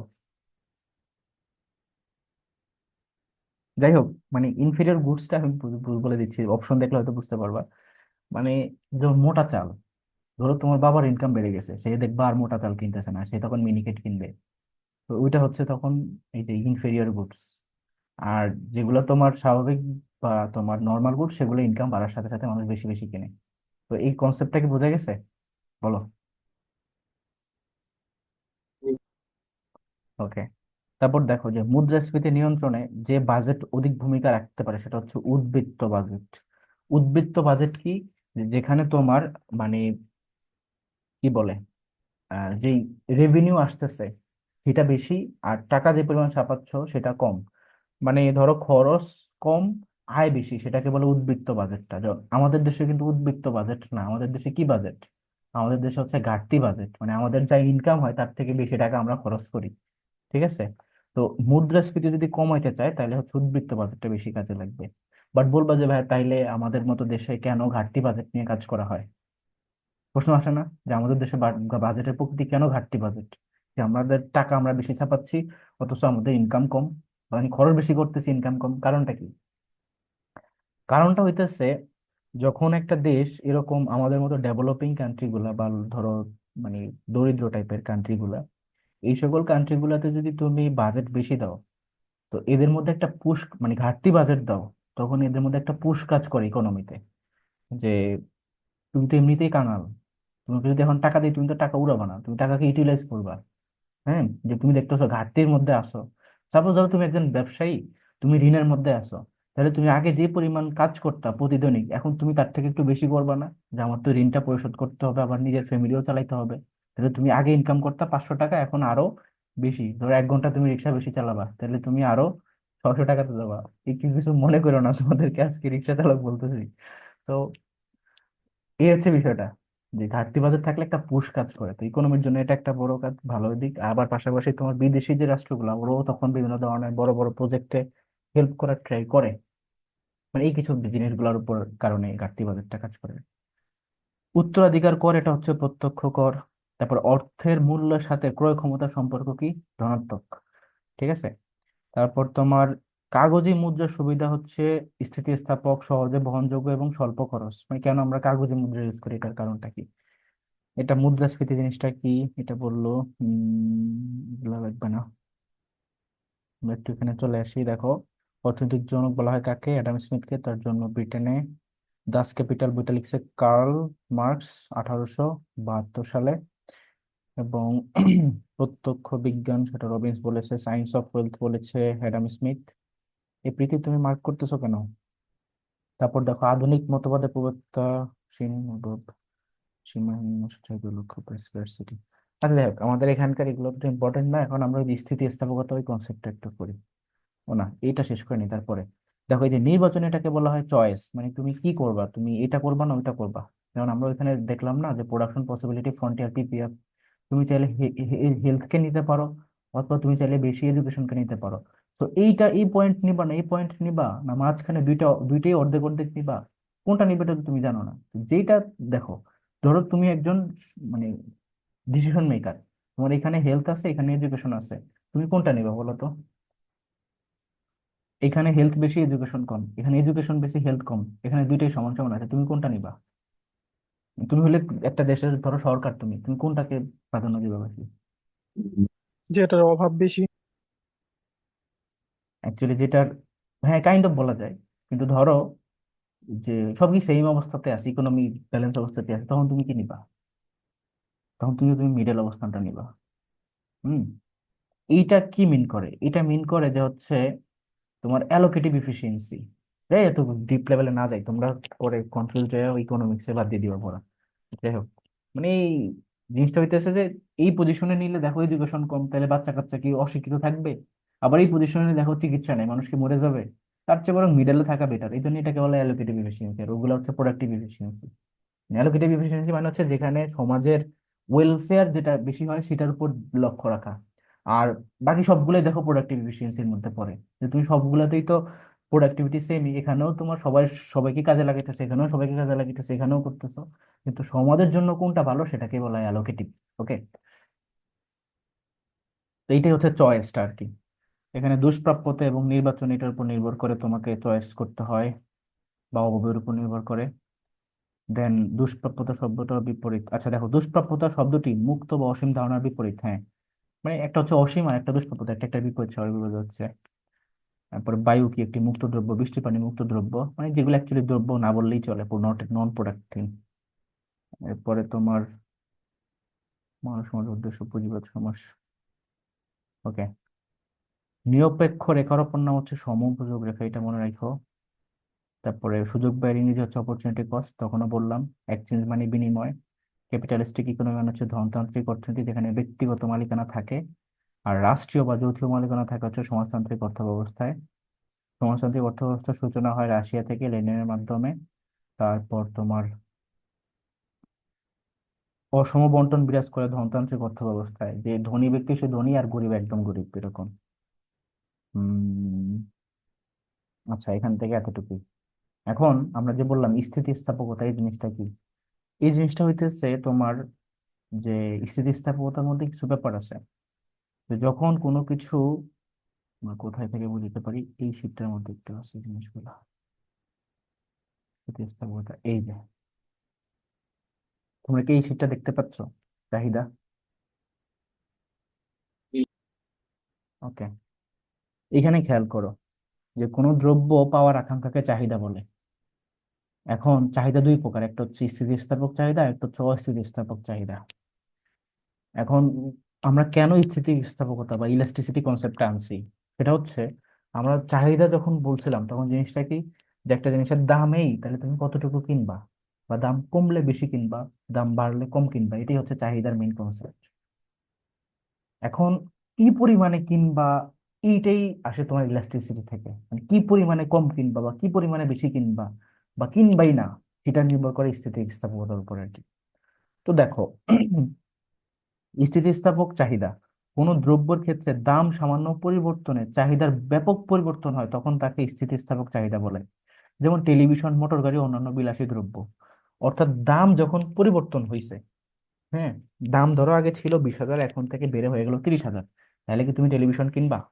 তুমি ভাববা যে টেলিভিশন তো আমার শখের জিনিস, এটা তো আমার কেনার প্রয়োজন নেই, আমি ভাত খেয়ে বাঁচি না আগে, আমি টেলিভিশন পরে কিনবো, বলবো না? 20,000 থেকে 30,000 হয়ে গেছে, তার মানে দাম পরিবর্তনের কারণে তুমি এটার ব্যবহারটা, মানে কিনবা কি কিনবা চাহিদাটাকে বিশাল ভাবে পরিবর্তন করে ফেলতেছে, যে কিনবই না। বা যদি দেখো যে দাম কমে গেছে, তাহলে আবার তোমার কেনার খুব আগ্রহ চলে আসে। সেটাই হচ্ছে স্থিতিস্থাপক। স্থিতিস্থাপক মানে কি, যেটা নড়বড়ে, যে প্লাস্টিকের এক ধরনের স্কেল দেখছো না তোমরা, যেটা এমনিতে দিলেও ঘোরে, এমনি দিলেও ঘোরে, মানে রাবার সিস্টেমের স্কেল দেখছো তো, ওইটি তো স্থিতিস্থাপক। আর স্টিলের একটা আছে যেটা নড়ে না, একদম স্ট্রেট, সেটাকে বলা হয় যে অস্থিতিস্থাপক, মানে আনইলাস্টিক বা ইনইলাস্টিক, ঠিক আছে? যেমন ডাল, চাল, তেল, লবণ। এখন ধরো চালের দাম আগে ছিল 40 টাকা, হয়ে গেল 42 টাকা, তুমি কি চাল না কিনা থাকতে পারবা? তাহলে দাম যে বাড়ছে, এটার কারণে তোমার চাহিদার কি কোনো পরিবর্তন হয়েছে? হয় নাই কিন্তু। ডালের দাম বাড়ছে, চাহিদা পরিবর্তন হয়েছে? হয় নাই। তেলের দাম বাড়ছে? হয় নাই। লবণের দাম হয়েছে? হয় নাই। তো সেটা হচ্ছে অস্থিতিস্থাপক চাহিদা। এখন তো বুঝলা যে স্থিতিস্থাপক চাহিদা এবং অস্থিতিস্থাপক চাহিদা জিনিসটা কি, যে যেটা দাম পরিবর্তনের সাথে পরিবর্তন হয়ে যায় সেটা হচ্ছে স্থিতিস্থাপক বা নড়বড়ে, ইলাস্টিক। আর যেটা পরিবর্তন হয় না, স্ট্রেট থাকে, সেটা হচ্ছে অস্থিতিস্থাপক। এখন এই স্থিতিস্থাপক বা অস্থিতিস্থাপকের একটা মান আছে, যে একক স্থিতিস্থাপকতা বা তোমার অসীম স্থিতিস্থাপকতা বা শূন্য স্থিতিস্থাপকতা, এই জিনিসটা কি? মনে করো যে কোনো একটা দ্রব্যের দাম পরিবর্তনে চাহিদার পরিবর্তন এমন ভাবে হইলো যে মোট ব্যয়ের কোনো পরিবর্তন হয় না, এই ক্ষেত্রে এইটার স্থিতিস্থাপকতা এক হয়। মনে করো যে তোমার এই যে যতটুকু দাম বাড়ছে ততটুকুই তুমি, মানে চাহিদাটাকে পরিবর্তন করতেছো, বেশিও না কমও না, একদম এক্সাক্ট এরকম, তখন সেটা কি হবে? ওয়ান হবে, ঠিক আছে? এখন ধরো যতটুকু দাম বাড়ছে তার থেকে তুমি বেশি চেঞ্জ করতেছো, তখন সেই ক্ষেত্রে সেটা হবে কি? একের থেকে বেশি। ওকে, আরেকটা হচ্ছে যে যতটুকু দাম বাড়ছে, হুম, তার থেকে তুমি অনেক বেশি চেঞ্জ করে ফেলছো, যে কিনবই না, জীবনও কিনবো না, এই টাইপের হয়ে গেছে।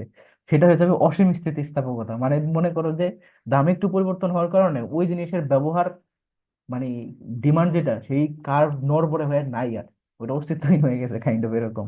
সেটা হচ্ছে তোমার অসীম স্থিতিস্থাপকতা। আরেকটা হচ্ছে যে দামের পরিবর্তন হোক বা না হোক, তুমি সেটা কিনবাই। মানে জিরো স্থিতিস্থাপকতা, মানে জিরো হয়ে যায়। মানে এটাকে তুমি বলতে পারো যে পারফেক্টলি ইলাস্টিক বা পারফেক্টলি ইনইলাস্টিক। তো এই জিনিসটা কি, দেখো, যেমন মেডিসিন, ঔষধের কথা যদি বলি, ঔষধ কি হবে, স্থিতিস্থাপক হবে নাকি অস্থিতিস্থাপক হবে, বলো তো? অস্থিতিস্থাপক। অস্থিতিস্থাপক, এবং একই সাথে সেটা হবে গিয়ে তোমার পূর্ণ অস্থিতিস্থাপক। কেননা ঔষধ, ধরো এই যে নাপা ওষুধ, নাপা ওষুধের দাম বাইরে, মনে করো যে ওষুধের দাম তার অত বাড়ে না, ধরো বাড়লো 0.5 টাকা, হ্যাঁ 0.5, তাহলে কি তুমি সেটা, এই দাম বাড়লো বা কমলো এটার উপর নির্ভর করে তোমার চাহিদার কি কোনো পরিবর্তন হবে? কোনো পরিবর্তন হবে না।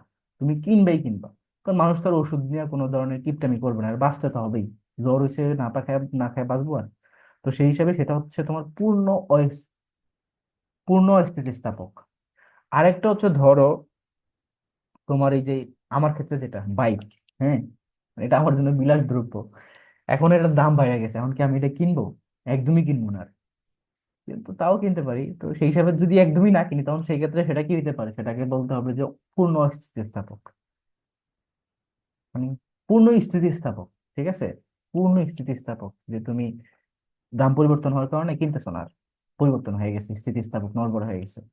সো এখান থেকে এই কনসেপ্টটা কি বুঝতে পারছো কিনা, তোমাদেরকে এখান থেকে বলবে যে পূর্ণ অস্থিতিস্থাপক দ্রব্য নিচের কোনটি, বা পূর্ণ স্থিতিস্থাপক দ্রব্য নিচের কোনটি, তখন পারবা না এই কনসেপ্টটা দিয়ে বুঝতে? বলো, বলো, বলো। পারবো ভাইয়া। গুড। সায়েন্স স্টুডেন্টরা বলতেছে যে কি সব পড়তেছি, তাই না? আচ্ছা, যাই হোক, তারপর চাহিদার এখানে আরো কিছু কনসেপ্ট আছে যে, উম চাহিদা তোমার মূল্যের সাথে বিপরীতমুখী, ডান দিকে নিম্নগামী হয়। যে ডান দিকে নিম্নগামী করি, যে এদিকে নিচের দিকে চলে আসে, এটা হচ্ছে চাহিদার এখানে নিম্নগামী। তখন যে আমরা দেখালাম এটা। স্থিতিস্থাপক চাহিদার ক্ষেত্রে স্থিতিস্থাপকের মান একের চেয়ে বেশি, আর অস্থিতিস্থাপক চাহিদার ক্ষেত্রে একের চেয়ে কম। আর জিরো হয়ে গেলে সেটা পূর্ণ অস্থিতিস্থাপক। তারপর দেখো, যোগান কি? যোগান হচ্ছে যে তোমার সাপ্লাই, সেটা হচ্ছে অনেকটা এরকম, মানে সমমুখী হয়ে থাকে, ঊর্ধ্বগামী। ঠিক আছে।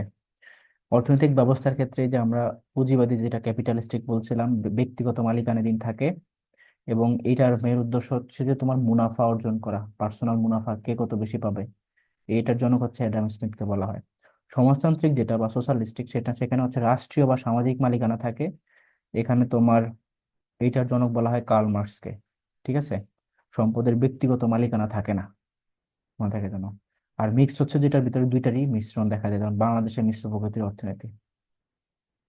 আর এখানে দেখো, ভ্যাট কি? ভ্যাট হচ্ছে ভ্যালু এডেড ট্যাক্স, যেটাকে মূল্য সংযোজন কর করা বলা হয়। 1 জুলাই 1991-তে ভ্যাট চালু হয়। তো তারিখটা কত? 1 জুলাই। খুবই খুবই ইম্পর্টেন্ট।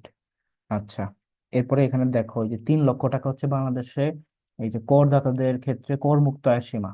এই যে কর মুক্ত আয়ের সীমা থেকে প্রতি বছরই একটা কোশ্চেন থাকে, বাট খুবই সিম্পল।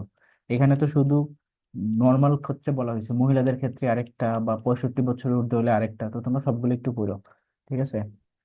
আর মুক্ত বাজার এখান থেকে শুরু হয়েছে। এই ইহান, তুমি কিছু বলবা নাকি? ওকে। তারপর দেখো, এই যে প্রাচীন বাংলায় অর্থনীতি বিষয়ক গ্রন্থ, চাণক্য বা কৌটিল্য রচিত অর্থশাস্ত্র, এটা একটু মনে রাখতে পারো। বাংলাদেশের সাথে অর্থনৈতিক এবং কূটনৈতিক সম্পর্ক নেই ইসরায়েলের। এবার চলে আসো ব্যাংক এবং ব্যাংকিং। প্রথম ব্যাংক শামসি ব্যাংক, নিকাশগড় বলা হয় কেন্দ্রীয় ব্যাংকে। আচ্ছা, ব্যাংকের তোমার এরপর থেকে এই যে বাংলাদেশের কেন্দ্রীয় ব্যাংকের নাম বাংলাদেশ ব্যাংক। তারপরে এখানে এই জিনিসটা ইম্পর্টেন্ট, যেমন ব্রিটেনের কেন্দ্রীয় ব্যাংকের নাম ব্যাংক অফ ইংল্যান্ড আছে। ব্যাংক নোট কি? ব্যাংক নোট হচ্ছে যেটা তোমার বাংলাদেশ ব্যাংক বা কেন্দ্রীয় ব্যাংক ইস্যু করে সেটা। এখানে স্বাক্ষরটা থাকে হচ্ছে গভর্নরের। এটাকে বিনিময়যোগ্য মুদ্রা বা বিহিত মুদ্রা বলা হয়। এরকম 7টা আছে, কি কি? 5, 10, 20, 50, 100, 200, 500, 1000 বাংলাদেশে এই 7টা। ঠিক আছে। আর সরকারি নোট হচ্ছে যেটা সরকার কর্তৃক বা অর্থ মন্ত্রণালয় অর্থ বিভাগ কর্তৃক ইস্যু করা হয়, যেখানে সাইনটা থাকে অর্থ সচিবের।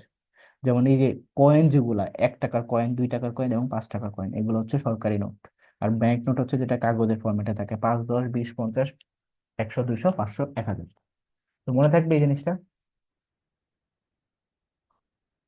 তারপর আসো যে ব্যাংক শব্দটির অর্থ কি, সব লাগবে না, আমরা এখান থেকে প্রাচীন ব্যাংক, সানসি ব্যাংক এটা পড়বো। তারপরে প্রথম কেন্দ্রীয় bank the bank of England, এই দুটা পড়লে হবে। তারপর দেখো এখান থেকে ভেনিস ব্যাংকটাও পড়তে হবে, যে সর্বপ্রথম সরকারি ব্যাংক। এবং ব্যাংক অফ সুইডেন হচ্ছে প্রথম নোট ইস্যুকারী সনদপ্রাপ্ত ব্যাংক। That's it. এখানে দেখো যে বিশ্ব ব্যাংক প্রতিষ্ঠিত হয় 1944 সালে, আর কার্যক্রম হয় মেবি তার থেকে 1 বছর পরে। বাট বিশ্ব ব্যাংক, ওয়ার্ল্ড ব্যাংক এবং আইএমএফ দুইটাকে কি বলা হয়? দুইটাকেই বলা হয় ব্রেটেন উডস ইনস্টিটিউট। এই যে ব্রেটেন উডস চুক্তিটা হয় মূলত 45-এ, 27শে ডিসেম্বর 29টি দেশ নিয়ে। আচ্ছা, বিশ্ব ব্যাংকের অ্যাফিলিয়েট ডিভিশন বা অঙ্গ সংস্থা হচ্ছে 5টা। কি কি? IBRD, IDA, IFC, ICSID and MIGA. আচ্ছা, এতটুকুই পরে সদর দপ্তর তো জানি। টাকা সম্পর্কিত সবগুলোই সদর দপ্তর ওয়াশিংটন ডিসি, যুক্তরাষ্ট্রে। বাংলাদেশ ব্যাংকের কথা যদি বলি, বাংলাদেশ ব্যাংক 1971-এর 16 ডিসেম্বর এটা প্রতিষ্ঠিত হয়েছে। এটার আগের নাম ছিল স্টেট ব্যাংক অফ পাকিস্তান। আচ্ছা, এখানে গভর্নর প্রধান থাকে এবং মেয়াদকাল 4 বছর। সর্বপ্রথম গভর্নর হচ্ছে আনম আহমদুল্লাহ। That's it. তারপর দেখো এই যে এখানে অষ্টম পঞ্চবার্ষিকী পরিকল্পনা। এখান থেকে সবচেয়ে বেশি ইম্পর্টেন্ট ইনফরমেশনটা হচ্ছে এইটা, যে বিশ্বের প্রথম পঞ্চবার্ষিকী পরিকল্পনার ধারণাটা প্রবর্তন করেন কে? সেটা হচ্ছে রাশিয়ার প্রেসিডেন্ট জোসেফ স্ট্যালিন। যদি এতটুকু মনে রাখবা তাহলেই হবে। আর বাংলাদেশে এখন অষ্টমটা চলতেছে। কত থেকে কত? 21 থেকে 25 সালে। এই যে পঞ্চবার্ষিকী মানে কি? 5 বছরের জন্য। তো অষ্টম পঞ্চবার্ষিকী পরিকল্পনা চলতেছে 2025 সাল পর্যন্ত, এরপরে গিয়ে নবমটা আসবে। সেই জিনিসটা মনে রাখবা।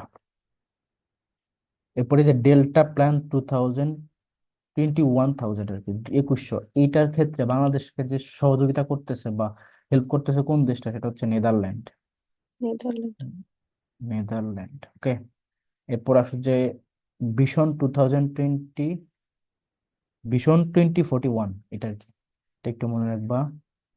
তারপরে আসো এখানে সাস্টেনেবল ডেভেলপমেন্ট গোলস, এখান থেকেও যেহেতু বিউনিটে 1 মার্ক থাকবেই। তো দেখো এসডিজি মানে হচ্ছে সাস্টেনেবল ডেভেলপমেন্ট গোলস, এটার মেয়াদটা কত? 1লা জানুয়ারি 2016 থেকে 31শে ডিসেম্বর পর্যন্ত, মানে 15 বছর।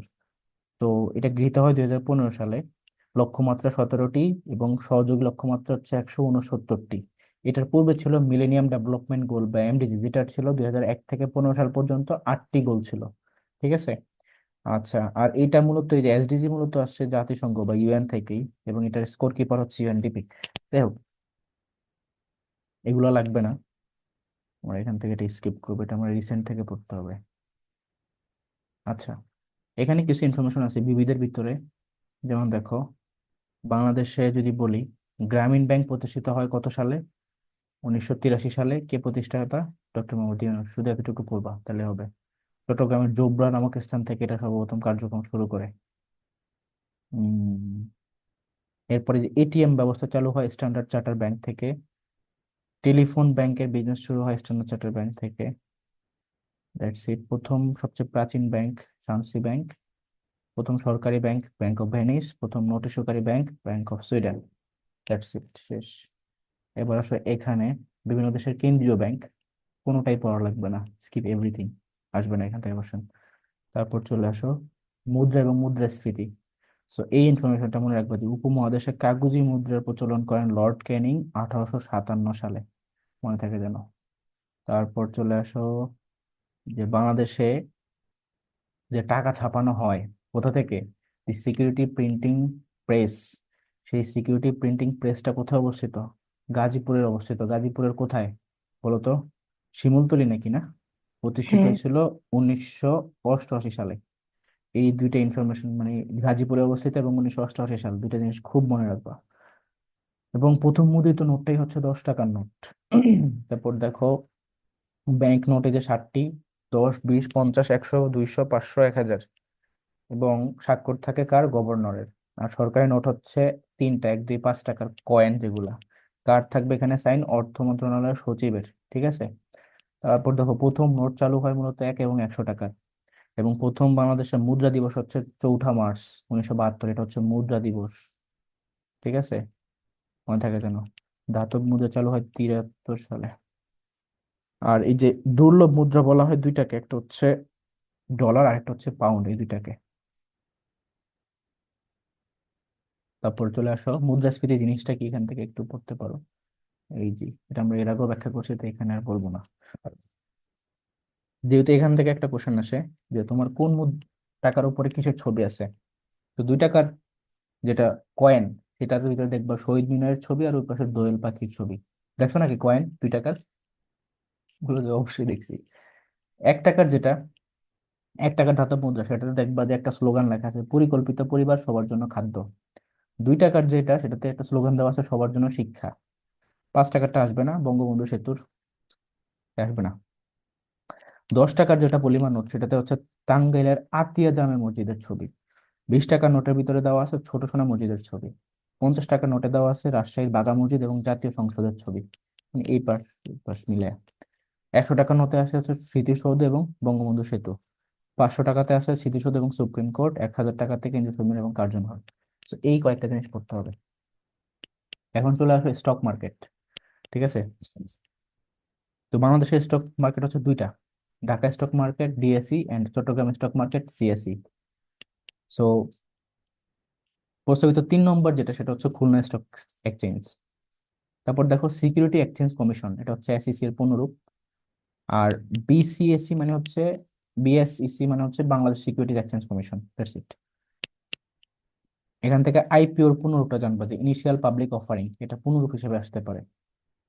তারপর দেখো বুক বিল্ডিং পদ্ধতি লাগবে না। ব্লু চিপস, এটা তোমাদের ইডিয়মস এন্ড ফ্রেজে আসে। ব্লু চিপস মানে কি বলো তো, ইংরেজিতে বলবা। ব্লু চিপস মানে কি পড়ছো না? এটা অবশ্যই আমি তোমাদেরকে পড়াইছি না, বলো। Blue chip, blue chip is something when something is considered as the as safest. As safe investment, ঠিক আছে, সেফ ইনভেস্টমেন্ট। দেখো এখানে সেটাই বলা হয়েছে যে যে সমস্ত কোম্পানির আর্থিক অবস্থা খুবই ভালো এবং সুসংগত, সংহত, ব্যবস্থাপনা পরিচালনার মান প্রশ্নতে এবং উৎপাদিত পণ্যের বাজার নিরাপদ, সর্বোপরি কোম্পানির লভ্যাংশের হারও খুব আকর্ষণীয়, সে সকল কোম্পানির শেয়ার কি বলা হয়? Blue chip. আচ্ছা, তো এখানে যেহেতু আমাদের এই পর্যন্ত কনসেপ্ট শেষ, এখন আমরা একটা কনসেপ্টের নাম তোমাদেরকে বলতেছি, সেটা হচ্ছে ইয়ে বেইল আউট। কি বলতেছি? Bail out. সো তোমাদেরকে যেহেতু ইউনিটে কোশ্চেন এটা দিবে যে বেইল আউট কিসের সাথে সম্পর্কিত, তখন কি উত্তর হবে? বেইল আউট, অর্থনীতির সাথে। হ্যাঁ, ইকোনমিক্স এর সাথে সম্পর্কিত। এই কোশ্চেনটা আমার, যখন আমি জাহাঙ্গীরনগর অ্যাডমিশন টেস্ট দিতে আসি, তখন খুব মনে পড়ে আমার এই কোশ্চেনটার কথা। মানে আমি তো যখন বিউপিতে আমার চান্স হয়ে যায়, আমি তো বাসায় সব বই টই রেখে ঢাকা মিরপুরে আইসা ফ্রেন্ডদের সাথে বাসা ভাড়া নিয়ে ওইখানে আড্ডা দিতেছিলাম, ঘুরতে ঘুরতেছিলাম, মানে পড়াশোনার মধ্যে কোনো যোগাযোগই নেই 2 মাস। বিউপি তো এখানে পড়তেছি, বিউপি অনলাইনে ক্লাস চলতেছে, একটা সিঙ্গেল বই আনি নেই, সব বই বাড়িতে। তখন যখন মিরপুরে ওখানে ছিলাম, পরে তোমার হচ্ছে এই যে যে ওই পরীক্ষাটা হবে হবে করে ডেট দিল 2 মাস পরে। আমি মনে পড়ে যেদিন পরীক্ষা দিতে আসতেছি মিরপুর থেকে, আমার ফোনের ভিতরে কিছু পিডিএফ ছিল। কই দূর, পরীক্ষা দিতে যাইতেছি 2 মাস ধরে কিচ্ছু পড়ি নাই, বাসের ভিতরে বসে বসে আমি শুধু এই পিডিএফ গুলা দেখছি, মানে সাবজেক্টিভ দিকের জন্য। সেখানে সেই পিডিএফ এর ভিতরে এই জিনিসটা ছিল যে বেল আউট কিসের সাথে সম্পর্কে, বেল আউট অর্থনীতির ভিতরে পড়ছিলাম। আয়সা পরীক্ষা দিতে পড়ছি ইউনিটের প্রথম 2-3টা কোশ্চেনের পরেই দেখি দেওয়া বেইল আউট কিসের সাথে সম্পর্কিত। অপশনে ছিল তোমার নৃবিজ্ঞান, লোক প্রশাসন, অর্থনীতি, আমি যে আরো 2-4টা অপশন ছিল আর কি। ওই গিয়ে বাহ, কাজে লাগছে বাসের ভিতরে এইটুকু পড়াশোনা, এই আর কি। কথা বুঝছো? এখন বলবো যে ভাই আপনি 2 মাস লাস্ট কোনো পড়াশোনা না করে জাহাঙ্গীরনগরের বিভিন্ন টপ করে ফেললেন। তো এটা অ্যাকচুয়ালি হয়েছে তোমার, আমার প্রিপারেশন আগেই যেহেতু প্রিপারেশন কমপ্লিট করা ছিল, যেহেতু তেমন না যে সব, যে তুমি, মানে তুমি যদি যেহেতু ভালো করতে চাও তোমাকে ডিপ লেভেলে প্রিপারেশন নিতে হবে। তো ডিপ লেভেলের প্রিপারেশন তো আর ওই যে নগদ নগদ পড়া দেওয়া হয় না, তোমাকে একটা টাইম নিয়ে গুছানো ওয়েতে সবকিছু পড়তে হবে, তাই না? তো আমার ওই যে আগেই ক্লিয়ার করা ছিল, দ্যাটস আর প্রবলেম হয় না। আইসা পরীক্ষা দিয়েছি, পরীক্ষা দিয়ে বের হয়ে বিউপি ফ্রেন্ডের সাথে আসছিল, তো এই জিজ্ঞেস করছে কি অবস্থা, পরীক্ষা কেমন হয়েছে। পরে বললাম আজকে টপ করবো, ইউনিটে কোনো কথা হবে না। পরে রাত্রেবেলা দেখলাম ভালোই চলে আসছে পজিশন। এনিওয়ে, নেক্সট আসো যে সরকারের আয়ের উৎস। সরকারের আয়ের উৎসের ক্ষেত্রে আমরা দেখলাম যে আমাদের দেশে সবচেয়ে বেশি যে আয়টা আসে সেটা আসে মূলত ভ্যাট থেকে। আর ভ্যাট হচ্ছে একটা পরোক্ষ কর, মনে থাকে যেন, বাংলাদেশে ভ্যাটের হার 15%। এখন দেখো কাস্টম ডিউটি এবং আবগারি শুল্ক। কাস্টম ডিউটি হচ্ছে আমদানি ও রপ্তানিকৃত দ্রব্যের উপর আরোপিত কর। হুম। আর আবগারি শুল্ক হচ্ছে যে দেশের অভ্যন্তরে উৎপাদিত বিক্রিত এবং দ্রব্যের উপর সরকারের আরোপিত কর। তো কাস্টম ডিউটি আর এক্সাইজ ডিউটি জিনিসটা কি বুঝছো? আর কর আদায়ের দায়িত্ব কাদের? এনবিআর বা জাতীয় রাজস্ব বোর্ড, এনবিআর। হুম। আচ্ছা, তারপর দেখো এখান থেকে এই কনসেপ্টটা ইম্পর্টেন্ট যে কোনটা প্রত্যক্ষ কর কোনটা পরোক্ষ কর, আয়করের কি অবস্থা, তিন কি। প্রত্যক্ষ কর হচ্ছে ডিরেক্ট, যেটা তুমি চোখে দেখতেছো, দেখে শুনে দিতেছো, যে ব্যাট করতে লাগতেছে, আমার টাকা দিয়ে দিতেছি। তো দেখো, কোনো ব্যক্তির উপর আরোপিত কর সরকার প্রত্যক্ষভাবে আদায় করে, মানে তুমি জানতেছো নিতেছে তারা তোমার টাকা। করদাতা ওই করের বোঝা অন্যের উপর চাপিয়ে দিতে সক্ষম না হলে তাকে প্রত্যক্ষ কর বলে। যেমন দেখো আয় কর, তোমার ইনকামের উপর টাকা দিতে হবে। তুমি কষ্ট করে 3 লাখ টাকা ইনকাম করছো, তখনই তোমাকে 3 লাখ টাকার উপর ইনকাম করছো, তখনই তোমাকে একটা কর দিতে হবে। ভূমি কর, তোমার যে ল্যান্ড আছে সেটার উপর থেকে একটা কর দিতে হয়। মুনাফা কর, ব্যয় কর, সম্পত্তি কর, এগুলা। আর পরোক্ষ কর জিনিসটা কি? যে করদাতা নিজে প্রত্যক্ষভাবে বা সরাসরি কর প্রদান না করে অন্য কাউকে মাধ্যমে সরকারকে প্রদান করে থাকে। যেমন ধরো মূসক বা ভ্যাট। তুমি একটা বিস্কিট কিনছো, এখান থেকে সরকার কেমনে কেমনে জানি টাকা নিয়ে নিচ্ছে, এটা তো তুমি জানো না, এই জন্য পরোক্ষ। তারপরে আমদানি শুল্ক, বিক্রয় কর, পণ্য কর, এগুলা। ঠিক আছে। আর আয়কর কি? এটা হচ্ছে কোনো ব্যক্তি ও প্রতিষ্ঠানের উপর আয়ের উপর ধার্যকৃত কর। তারপর দেখো টিন হচ্ছে কি? Tax payer identification number, tin. আচ্ছা, টিন ব্যবস্থা প্রবর্তন হয় 1993 সালে, শুধু এতটুকু পড়লেই হবে। এখন ভ্যাট থেকে আমরা যেটা পড়বো, যে ভ্যাট চালু হয় 1991 সালের 1লা জুলাই। সর্বপ্রথম ভ্যাট চালু হয় জার্মানিতে, এবং ভ্যাটের সর্বোচ্চ হার 15%। বাংলাদেশের ক্ষেত্রে এটা 15%। এবং 15টা কি? Value aided tax, that's it. বাংলাদেশে বিনিয়োগের ক্ষেত্রে সবচেয়ে বেশি বিনিয়োগ করে যুক্তরাষ্ট্র। এবং বাংলাদেশে সবচেয়ে বেশি কোন সংস্থা, মানে কোন অর্গানাইজেশন থেকে সাহায্য দেয়, সেটা হচ্ছে আইডিএ। আইডিএ মানে কি বোঝাবে বলতো? ওয়ার্ল্ড ব্যাংকের একটা শাখা আর কি। ঠিক আছে। ওকে। আইডিএ কে কি বলা হয়? আইডিএর একটা নিকনেম আছে, দেখি পারো কিনা। soft loan, soft loan window. Good. আর বাংলাদেশের জন্য সর্ববৃহৎ দ্বিপাক্ষিক দ্বিপাক্ষিক দাতা হচ্ছে জাপান। জাপানের ভাইয়া কোন ব্যক্তি? সর্বোচ্চ হুম? বিনিয়োগকারী জাপান না? না, বাংলাদেশের যুক্তরাষ্ট্রই তো সবচেয়ে বেশি কেনাবেচা করে বাংলাদেশের সাথে। দ্বিপাক্ষিক দাতা হচ্ছে জাপান, কিন্তু এমনিতে বাংলাদেশে ইনভেস্টমেন্ট যুক্তরাষ্ট্রই তো সবচেয়ে বেশি। পোশাক শিল্প বলো, এই বলো, সব কিছুতে তো যুক্তরাষ্ট্রই, তাই না? দ্বিপাক্ষিক মানে কি? এই যে তোমার একটা হচ্ছে শুধু বিনিয়োগ, যে তুমি ইনভেস্ট করছো টাকা। আর একটা হচ্ছে তুমি দ্বিপাক্ষিক, যেমন তুমি একটা সেতু করে দিছো, বাংলাদেশেও ইনকাম হবে, জাপানও ইনকাম করবে। তোমার কি মনে হয় এটা ফ্রি ফ্রি বাংলাদেশে দিয়ে দিচ্ছে? ওদের এখান থেকে টোল নিয়ে টাকা নেয় না প্রতি বছর? বা এই যে বলে যে মেয়াদ শেষ হলে টাকা সব আমাদেরকে দিতে হবে, ট্যাক্স আকারে, মানে ইয়ে আকারে, পার্সেন্টেজ আকারে। মাঝে মধ্যে বিভিন্ন ইয়েতে, রাজনৈতিক ইয়েতে বলো না যে এত সালের পরে তো আমরা টাকা দিব, তখন টাকা দিব কোত্থেকে? কারণ এই যে আমরা কিন্তু সবাই ঋণী। তুমি মনে করতেছো তুমি অনেক টাকার মালিক, কিন্তু এই যে দেখো মাথা পিছু বৈদেশিক ঋণ, এই যে 1032 টাকা, তুমি দেয় না। তুমি মরে গেলে কিন্তু এটা হিসাব দিতে হবে। কারণ তুমি এই দেশের নাগরিক, বুঝছো? আচ্ছা। আর এমনিতে ডিরেক্ট যেটা ইনভেস্টমেন্ট, সেটা হচ্ছে যুক্তরাষ্ট্র করে। তোমার কনফিউশন ক্লিয়ার হয়েছে,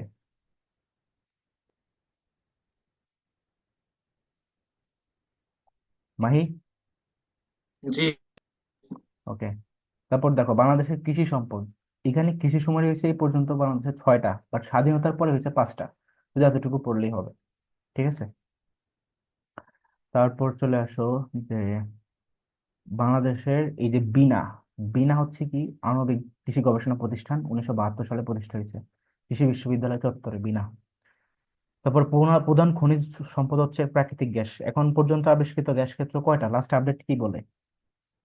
28টা না 29টা? গ্যাস ক্ষেত্র কয়টা? ইলিশা ইলিশা এক লাস্ট। হ্যাঁ, 29টা। ঠিক আছে। ওকে। তারপর দেখো সবচেয়ে বড় গ্যাস ক্ষেত্র হচ্ছে তিতাস, সামুদ্রিক গ্যাস ক্ষেত্র হচ্ছে সাঙ্গু। আর এগুলা ব্যবহৃত হয় সবচেয়ে বেশি বিদ্যুৎ উৎপাদনের ক্ষেত্রে। ঠিক আছে। প্রথমটা পাওয়া গেছে 55 সালে সিলেটের হরিপুরে। নেক্সট আসলে যে প্রাকৃতিক গ্যাসের ভিতরে কয়লা, মানে প্রাকৃতিক খনিজ সম্পদের ভিতরে কয়লা হচ্ছে সবচেয়ে বড়, এই যে দিনাজপুরের দিঘিপাড়াতে। এবং খনিজ তেলের ক্ষেত্রে হচ্ছে তোমার সিলেটের হরিপুর সর্বোত্তম তেল পাওয়া যায়। আর একমাত্র তোমার এই যে গন্ধক কুলাউড়া পাহাড়, এবং ইউরেনিয়ামটা ইম্পর্টেন্ট, ইউরেনিয়াম পাওয়া যায় কুলাউড়া পাহাড়ে। সো এই এতটুকু পড়লে হবে, আর লাগবে না এখান থেকে। একনেকটা ইম্পর্টেন্ট, একনেকের পূর্ণরূপ হচ্ছে executive committee of national economic council. এটা বিউপিতে আসছে না তোমাদের?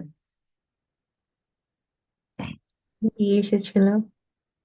হ্যাঁ, তো এটার চেয়ারম্যান হচ্ছে প্রধানমন্ত্রী, আর বিকল্প চেয়ারম্যান হচ্ছে অর্থ এবং পরিকল্পনা। তারপরে এনইসি হচ্ছে জাস্ট এই যে পরেরটুকু, ন্যাশনাল ইকোনমিক কাউন্সিল। তারপরে এনবিআর হচ্ছে রাজস্ব বোর্ড, যেখান থেকে এই যে তারা টাকাটা তুলে। হুম, রাজস্ব বোর্ড, এটার হেল্পলাইন হচ্ছে 16555। এইসব লাগবে না। আমরা এরপরে চলে যাব হচ্ছে বিবিএস। বিবিএস হচ্ছে পরিসংখ্যান bureau, Bangladesh bureau of statistics, শুধু পুনরূপটা পড়বা তাহলে হবে। প্ল্যানিং কমিশন লাগবে না। এখন দেখো কিছু এই যে অ্যাব্রিভিয়েশন তোমাদেরকে মার্ক করে দিব। এই যে বি ইউনিট অ্যাব্রিভিয়েশন থেকে 1 মার্ক আছে, তো তোমাদেরকে 6টা কোশ্চেন আজকে আউট করে দিলাম, 6 মার্ক। ঠিক আছে। ATM important, BST important, automated teller machine, Bangladesh standard and testing institution. তারপর তোমার ই বুক, ইলেকট্রনিক বুক। তারপর জিএসপি লাগবে, জেনারেলাইজড সিস্টেম অফ প্রেফারেন্স। তারপর তোমার আসবে হচ্ছে TIN, tax payer's identification number. তারপরে BGMEA, Bangladesh garment manufacturers and exporters association. তারপরে NBR, national board of revenue, NIPORT, national institute for population research and training. তারপর হচ্ছে তোমার OIC, organization of Islamic cooperation. OIC তে বাংলাদেশ কত সালে জয়েন করছে, কত তারিখে বলো তো? 1972 সালে। 1974 সালে 23শে ফেব্রুয়ারি। 1974 সালের 23শে ফেব্রুয়ারি। তোমরা এখনো 72-এ পড়ে আছো কেন? তোমাদেরকে নিয়ে এটা আমি ফুল কনসেপচুয়াল ওয়েতে পড়াইছি, যে বাংলাদেশকে যখন পাকিস্তান অনুমোদন দিছে সেটা কত সালে? 1974-এর 22শে ফেব্রুয়ারি। আর তার একদিন পরে 23শে ফেব্রুয়ারি বাংলাদেশ ওআইসিতে সদস্যপদ লাভ করে। তাহলে কি হবে? 74 হবে, রাইট? এটা তো বিউপিতে আসছিল, এই নোভা এটা পারে নাই, বলে দিলাম। এরপর দেখো OPEC, organisation of petroleum exporting countries. এটা ইম্পর্টেন্ট, এটা মনে রাখবা। ওপেকের সদর দপ্তর কোথায় অবস্থিত? এটাও বিবৃতি আসছিল, বলো দেখি। Austria, Vienna. Austria, Vienna. তারপর দেখো SAARC, South Asian association for regional cooperation, SAFTA. মানে সার্কটা হচ্ছে South SAARC preferential trade agreement, SAFTA এটা পড়তে হবে। UNEP, environmental programme. UNCTAD, conference on trade and development. UNDP, national development programme. UNESCO, educational, scientific and cultural organization. UNFPA, that is population fund. UNHCR, high commission না, high commissioner, এটা বল দিছে, high commissioner হবে, ঠিক আছে। তারপরে UNIDO লাগবে না, ডব্লিউএইচও পারবা। Asian development bank. APEC, Asia Pacific economic corporation. ASEAN. BARD, বার্ডের প্রতিষ্ঠাতা কে বলো তো? বার্ডের প্রতিষ্ঠাতা কে?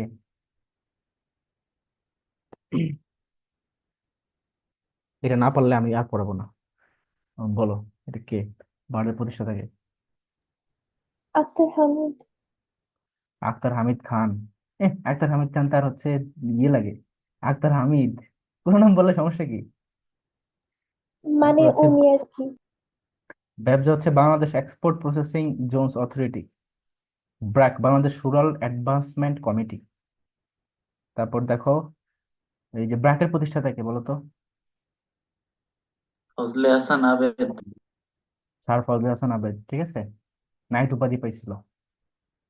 সিডেপ, centre on integrated rural development for Asia and the Pacific.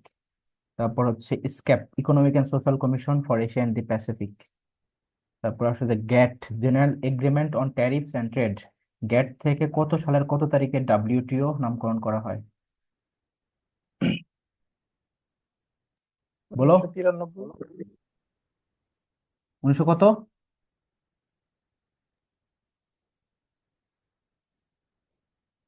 একজন ব্যক্তি একটা কথা বলছিল যে মায়ের উপরে কোনো ওষুধ নেই, তোমাদেরকে অফলাইনে পড়াইতে পারলে আমি ইচ্ছা মতো মারতাম এক একটারে।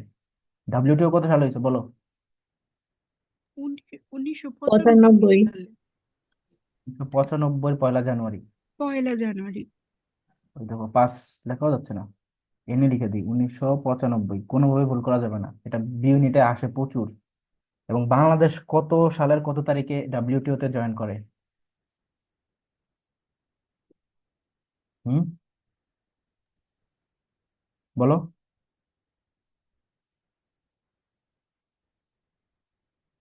এটা জানো না? এই তারিখেই জয়েন করে। এই তারিখেই, মানে 95 এর 1 জানুয়ারি, এই দিনই জয়েন করে বাংলাদেশ। তারপর দেখো ICDDRB, international centre for diarrhoeal disease and research Bangladesh. IDB, Islamic development bank. Monetary fund, এটা একটা ব্রিটেন ইনস্টিটিউট। তারপরে তোমার MICR, magnetic ink character recognition. তারপরে বাপি লাগবে না, next MRP, double passport, MRP, MRP এটা লাগবে না। তারপর দেখো TPP, WTO, world trade organisation, IPO, এটা আমরা ওখানে দেখছিলাম যে ইনিশিয়াল পাবলিক অফারিং, শেয়ার মার্কেটের শুরুতে যে দামটা দেওয়া হয় আর কি, initial public offering. PPP, public partner private partnership. তারপরে BAPEX, Bangladesh petroleum exploration company. BARD, academy for rural development. BARI, agriculture research institute. বলো তো এটা কোথায় অবস্থিত? বাড়ি, বাড়ি কোথায়? Mymensingh. Agriculture research institute Mymensingh কিভাবে হয়? ময়মনসিং। বাড়ি, এগ্রিকালচার রিসার্চ ইনস্টিটিউট ময়মনসিংহই মনে হয়। আর বিআরআরআই সেটা কোথায়? এটা তো হচ্ছে গাজীপুর। হ্যাঁ ঠিক আছে, বিয়ার। এটা এটা ময়মনসিংহ। আর হচ্ছে বিআরআরআই কই, এখানে নাই, আছে মনে হয়, সামনে পাবো। তারপর দেখি, গাজীপুর জয়দেবপুর। হ্যাঁ হ্যাঁ যাদবপুর, গুড। বেবজা হচ্ছে export processing zone authority. BIRDEM, institute of rehabilitation in diabetics, endocrine and metabolic disorder. তারপর দেখো, এটা একটু পুরো, এটা বিআইডব্লিউটিসি আর বিআইডব্লিউটিএ, এই দুইটা পুরো। কারণে যখন আমি মেরিন পরীক্ষা দিয়েছিলাম তখন এই দুইটা অর্গানাইজেশনের অফিসে গিয়ে ইয়ে দেওয়া লাগছিল, মেডিকেল টেস্টের ইয়ে দেওয়া লাগছিল। নিবে, তারপর দেখো বিকেএসপি, ইম্পর্টেন্ট, বাংলাদেশ ক্রীড়া শিক্ষা প্রতিষ্ঠান, ঠিক আছে। BMA, Bangladesh medical association. আর একটা হচ্ছে বাংলাদেশ মিলিটারি একাডেমি। এটা কোথায় অবস্থিত? চট্টগ্রামের জলদি অবস্থিত। BNCC, Bangladesh national cadet corps. BRAC, rural advancement committee. BRDB, Bangladesh rural development board. BRRI, এই যে দেখো, এটা কোথায় অবস্থিত? জয়দেবপুর, গাজীপুর, ঠিক আছে। আর আইআরআরআই কোথায় অবস্থিত বলো তো? ইডি, ইডি, ইডি কোথায় অবস্থিত? ফিলিপাইনের ম্যানিলায়। হ্যাঁ, ফিলিপাইনের ম্যানিলা। তারপরে দেখো এখানে বিআরটিসিটা লাগবে, রোড ট্রান্সপোর্ট কর্পোরেশন।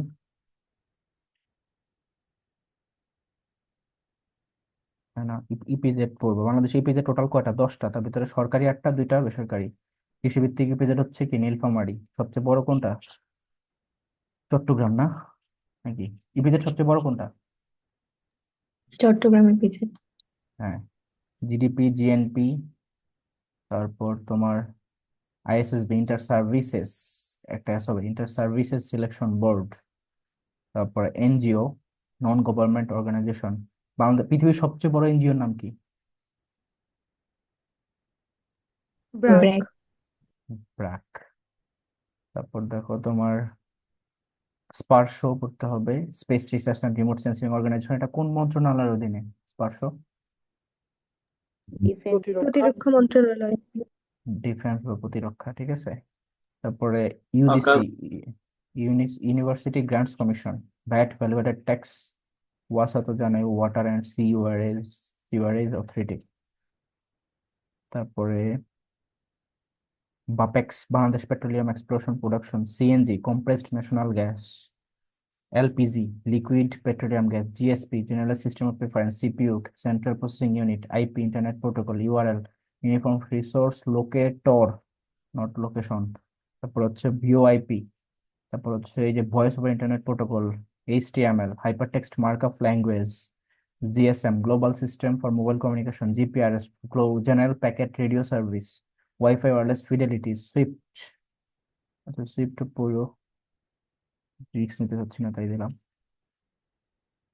তারপর হচ্ছে তোমার এনবিআর, পিপিপি, এই তো এই কয়েকটাই। আর শেষ হচ্ছে কিছু কোশ্চেন দেওয়া আছে, এই কোশ্চেন গুলো তোমরা নিজেরা দেখবা, জাস্ট তাহলেই হবে। তো আর এই পাশে এটা গত বছরের আগের, মানে এটা নতুন, এটা আগের একটা শীট, এখানেও এই সেম ইনফরমেশনই আছে। এখানে দেখো কিছু ইনফরমেশন মার্ক করা আছে, আমি তোমাদেরকে এই শীটটাও দিয়ে দিব, ঠিক আছে, দুইটা শীট একসাথে দিব। আবার এখানে তোমার কিছু এক্সট্রা ইনফরমেশন থাকতে পারে, দেখি কাইন্ড অফ একই,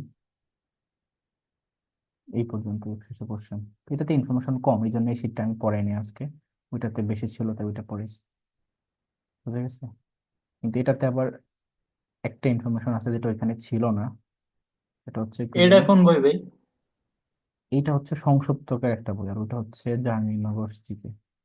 এটা এখানে হচ্ছে তো একটু খুঁজে পাইলাম না। এটা হচ্ছে জাবি জিকে, সংসপ্তকের লিখিত বই। এখানে ওই ইয়েটা ছিল, এখন তো পাচ্ছি না, বেল আউট, বেল আউট কই, এই যে দেখো, এই যে এটা, এটা আমার সময় কমন পাইছিলাম আমি, এখান থেকে 2 মিনিট 1 মার্ক হয়ে গেছে। বলো। তো এই শিটটাও দিয়ে দিব তোমাদেরকে, মার্ক করা আছে যতটুকু অতটুকু পড়বা, আর ওই শিটটাও মার্ক করা আছে, আমি সেভ করে রাখি মার্কিংটা। ধরো লাইভ অফ করি আগে,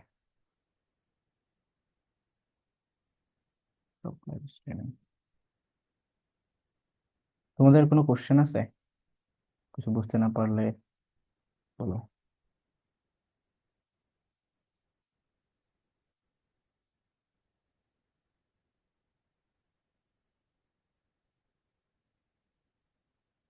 কোনো কোশ্চেন আছে, এনিথিং? হ্যাঁ, এই জাহাঙ্গীরনগর যে জিকেটা আছে, ওই যে আপনার ইয়ার আর কি, জাহাঙ্গীরনগর জিকে, এর যে টপিক গুলো আছে, টপিকের লগে আমার মানে বিগত বছরের প্রশ্ন কোনো মিল খুঁজে পাই না। না, তুমি মিল ওইভাবে তো অ্যাকচুয়ালি পাবা না, তার মানে এই না যে তুমি সাবজেক্টিভ দিকে পড়বা না, সাবজেক্টিভ দিকে পড়তে হবে। ধরো এই যে এখান থেকে আমি এই যে পুরো শীটটা পড়ছি, আমি 1 বছর দেখছি যে বেল আউট থেকে কোশ্চেন আসছিল, আরেক বছর দেখছিলাম যে স্থিতিস্থাপকতা থেকে কোশ্চেন আসছিল। তো কোনটা যে দিতে পারে, এই 1 মার্কও তো হাতছাড়া করা যাবে না। আমরা চাচ্ছি যে ধরো আমরা জাহাঙ্গীরনগরের, জাহাঙ্গীরনগরে কেউ এটা কনফিডেন্টলি বলতে পারবে না যে জাহাঙ্গীরনগরে তোমার কি হবে না হবে, কিন্তু কিছু টপিক বেসড ফিক্স করা আছে। যেমন আমি তোমাদেরকে আজকে 6টা মার্কের কথা বলছি, টপিক বলে দিছি, এই 6টা টপিক থেকে প্রতি বছরই কোশ্চেন দেয়। তুমি এমন কোনো ইয়ার দেখাইতে পারবে না যে এখান থেকে কোশ্চেন দেয় নাই। আরেকটা টপিক বলে দিচ্ছি, এই যে জাতিসংঘ আছে না, জাতিসংঘ থেকে 1 মার্ক দিবে, তাও কি থেকে, জাতিসংঘের ওই যে সনদগুলা থেকে, ওখান থেকে 1 মার্ক ফিক্সড প্রতি বছর, সেটা একটা পাবাই তুমি। তো সেইভাবে হিসেব করে বা এইভাবে সাবজেক্টিভ একটা প্রিপারেশন নিয়ে কনসেপ্টটা যাতে তোমার মাথায় ক্লিয়ার থাকে, তাহলে আর ধরো সেফ জোনে থাকলা। বাট এখন এটা তো বলা যাবে না যে ভাই এখান থেকেই কোশ্চেন দিবে, এই যে আজকে যে শীটটা দিলাম এখান থেকেই খুব কমন আসবে, এটা তো বলা যাবে না। কিন্তু তুমি যদি দেখো যে ইকোনমিক্স এর বেসিক জিনিস কি, তাহলে এগুলাই তুমি একটু পড়ে রাখছো, এটা তোমাকে একটা কনফিডেন্স বুস্ট করবে যে ওর প্রিপারেশনটা হয়েছে। আর শেষ মুহূর্তে গিয়ে তো আমি যে ওর জন্য সাজেশন দিবই যে এইটা এইটা এমনি এমনি এমনি এমনি। তুমি দেখবে আমি আজকে যে কথাগুলো বলছি না, এর মধ্যে থেকে তুমি 1 মার্ক যে বি ইউনিটে পাবাই, না পারলে আমার নামই চেঞ্জ করে ফেলবো, ঠিক আছে। আপনার কথা থেকে ভাই ইউপির পরীক্ষার সময় অনেক কিছুই পাইছি প্রশ্নের মধ্যে। তো এটাই তো বললাম যে পাবা এগুলা। আমি আল্লাহর রহমতে এটা বলি যে আমি আমি কোশ্চেন রিড করতে পারি, মানে জিকে কোশ্চেন, এটা আমি কখনো বলি না যে আমি জিকে খুব ভালো পড়াই। অনেকেই ছন্দ দিয়ে চিত্র এঁকে এই করে সেই করে কত সুন্দর করে পড়ে না, আমি এটা করি না। বাট আমি কোশ্চেন কি আসবে, কি আসতে পারে আর কি আসবে না এটা বুঝি। তো ওই দিক থেকে আল্লাহর মতো হয়ে যায়। যেমন তোমাদেরকে বিউপিতে তো তোমরা পরীক্ষা দিয়ে আসছো, ইন্টারন্যাশনালের ম্যাক্সিমাম যেগুলো আমি তোমাদেরকে ক্লাসে পড়াইছি, দাগ দিয়ে দিছি, এটা আসতে পারে, এটা আসবে, এটা আসছে না ওগুলা, হলো কোনো কিছু মিস গেছে। তো এদিক থেকে হয়ে যাবে, যেহেতু দেখবা যে পাবা, কমন পাবা। ভাইয়া আজকের মার্ক করা টপিক গুলো আরেকবার একটু বলেন। আবার বলতে হবে, একটা হচ্ছে কোপ। প্রথম দিক। এনিওয়ে তোমাদেরকে কোপের জন্য দেখি কিছু দেখাইতে পারি কিনা। কোপের কথা বলতেছি, কোপ তো এমনিতে তোমরা পড়ছো হয়ে গেছে, বাট কোপের একটা ইয়ে আছে, এই যে দেখো এখানে আছে। কোপ যেটা ফার্স্ট হয়েছিল সেটা হয়েছিল জার্মানির বার্লিনে 1995 সালে, ফার্স্ট কোপ হয়েছিল এটা। এটা কি থেকে হয়, এই যে দেখো, ইউএনএফসিসিসি থেকে হয়। ইউএনএফসিসিসি থেকে কোপ অর্গানাইজ করা হয় ক্লাইমেট চেঞ্জের উপরে। ফার্স্ট হয়েছিল জার্মানির বার্লিনে। তারপরে কোপ 3 হয়েছে জাপানের কিউটোতে, ঠিক আছে। তারপর দেখো কোপ লাস্ট যেটা হইলো সেটা হয়েছে কোথায়, কোপ 29 2024 হয়েছে, কোপ 29 যেটা হচ্ছে আজারবাইজান, ঠিক আছে, আজারবাইজানের বাকুতে, রাজধানী বাকুতে। আর নেক্সট যেটা 2025 সালে হবে সেটা হচ্ছে ব্রাজিলের বেলেমে হবে, দেখছো। এই যে দুইটা ইনফরমেশন মাথায় রাখবা, 2400টা কথা হয়েছে, 2500টা কথা হবে, এখান থেকে 1 মার্ক পাবা। ওকে, আর আরেকটা টপিক বলছিলাম যে তোমার জাতিসংঘের এই যে সনদগুলা, আটলান্টিক সনদ, Yalta conference, San Francisco convention, London ঘোষণা, এগুলা সবগুলো পড়তে হবে। তারপরে আরেকটা কোশ্চেন হচ্ছে কি, ভুলে গেছি তো বাকিটি, বাকি আর কি বলছিলাম। এসডিজি ছিল, এসডিজি অর্থনৈতিক ও সমীক্ষা, হ্যাঁ, ঠিক, হ্যাঁ তারপর মনে হচ্ছে পড়ছে। জাতিসংঘ অর্গানাইজেশন, এগুলা। এসডিজি থেকে 1 মার্ক পাবা, এটা শিওর। এসডিজি তো ছোট একটা কনসেপ্ট, কতগুলা লক্ষ্যমাত্রা এটা পড়তে হবে। এটা পূর্বে কি ছিল, এমডিজি ছিল, ডিউরেশন কত থেকে কত। বাট মোস্ট ইম্পর্টেন্ট, এটা থেকে ডিপলি কোশ্চেন দিতে পারে যে প্রথম লক্ষ্যমাত্রাটা কি, দ্বিতীয়টা কি, তৃতীয়টা কি, চতুর্থটা কি, পঞ্চমটা কি, আর 13 নম্বরটা কি। তাই 1 থেকে 5 আর 13 নম্বরটা এই কয়েকটা পড়বা লক্ষ্যমাত্রা। 13 নম্বরটা হচ্ছে এই যে জলবায়ু নিয়ে, আর 1 থেকে 5 এগুলো মুখস্থ করবা। উমেনদেরকে নিয়ে বলা হয়েছে একটাতে, তারপরে শিক্ষা নিয়ে বলা হয়েছে, এডুকেশন নিয়ে বলা হয়েছে একটাতে, হেলথ নিয়ে বলা হয়েছে একটাতে, দারিদ্রতা নিয়ে একটাতে বলা হয়েছে, এরকম 5টা আছে শুরুর দিকে, ঠিক আছে। Zero poverty, zero hunger, women empowerment, health ensurement, এরকম 4-5টা আছে প্রথম দিকে। সো এই এসডিজি একটা, আর হচ্ছে অর্থনৈতিক সমীক্ষাটা পড়তে হবে। এটা তো তোমাদেরকে এই যে রিসেন্ট শিটের মধ্যে দাগিয়ে দিছিলাম বিউপির ক্লাসে।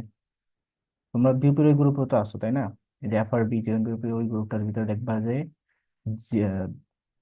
জিকে রিভিশন 6 নাম্বার যে ক্লাসটা হয়েছে সেটার একটা পিডিএফ শিটটা, ওটা আমি ফুল রিসেন্ট দাগিয়ে দিয়েছিলাম, ওখানে আছে। তো ওই পিডিএফ আমি এখানেও দিব তোমাদেরকে, যে গ্রুপে প্রোভাইড করবো সিকোয়েন্সিয়ালি, সমস্যা নেই। তো এখানে এই জিনিসটা পাবো আর কি। মানব উন্নয়ন সূচক, সুখী দেশের তালিকা, পাসপোর্ট সূচকে, বা ধরো এই যে, ওই হ্যাঁ কিছু বলতেছো। সামনের মাসে প্রকাশ হবে জানুয়ারিতে। হ্যাঁ, ওই অর্থনৈতিক সমীক্ষা সেটা বলতেছো, নতুনটা। হ্যাঁ ওই যে বইটা আর কি, ও আচ্ছা, ফাইনাল সাজেশন। হ্যাঁ ফাইনাল সাজেশনে ওটা দেওয়া থাকবে, ফাইনাল সাজেশন তো দাগিয়ে দিব পুরোটাই, তো ওইটা আসলেও হবে, ওইখানে দাগিয়ে দিলে হবে। এগুলাই, এগুলো থেকে কমন পাবা। আর কিছু আছে ইন্টারন্যাশনাল ডিপ লেভেল, যেমন ধরো আসতে পারে রাশিয়া থেকে আমেরিকা কোন ইয়েটা কিনে নিছে, বলো তো, কোন অঙ্গরাজ্যটা, আলাস্কা। Alaska. আলাস্কা। আলাস্কায়। তারপরে ফ্রান্স থেকে কোনটা কিনে নিছে, লুসিয়ানা। তারপরে এই যে আমরা গ্রেট ব্রিটেন বলতেছি, গ্রেট ব্রিটেনের মধ্যে কোন কোন দেশগুলা হবে, বা ইংল্যান্ডের মধ্যে, বা তোমার কি ইউকে বললে ইউকের মধ্যে কোন 3টা 4টা দেশ হবে, এরকম। তারপরে আরো কিছু ইন্টারন্যাশনাল এর কিছু ডিপ লেভেলের কোশ্চেন আছে, এই যে গ্যাট থেকে কিভাবে ডাব্লিউটিও হইলো, তারপর ব্রিটেন ইনস্টিটিউটটা কেমনি কি করলো, এগুলোই আর কি। আর আরেকটা কোশ্চেন আসবে হচ্ছে বাংলাদেশের যে মেগা প্রজেক্ট গুলো, এখান থেকে 1 মার্ক আসবে শিওর বিউনিটে, মেগা প্রজেক্ট থেকে। 10টা মেগা প্রজেক্ট আছে না, এখান থেকে আসবে। তো এগুলো একটু ভালোভাবে পড়বা, তখন দেখবা যে অনেকগুলো কোশ্চেন কমন পাইতেছে। নর্মাল জিকে বললি তো ভাই এটার ম্যাক্স কাভার হয়ে যায় না তো?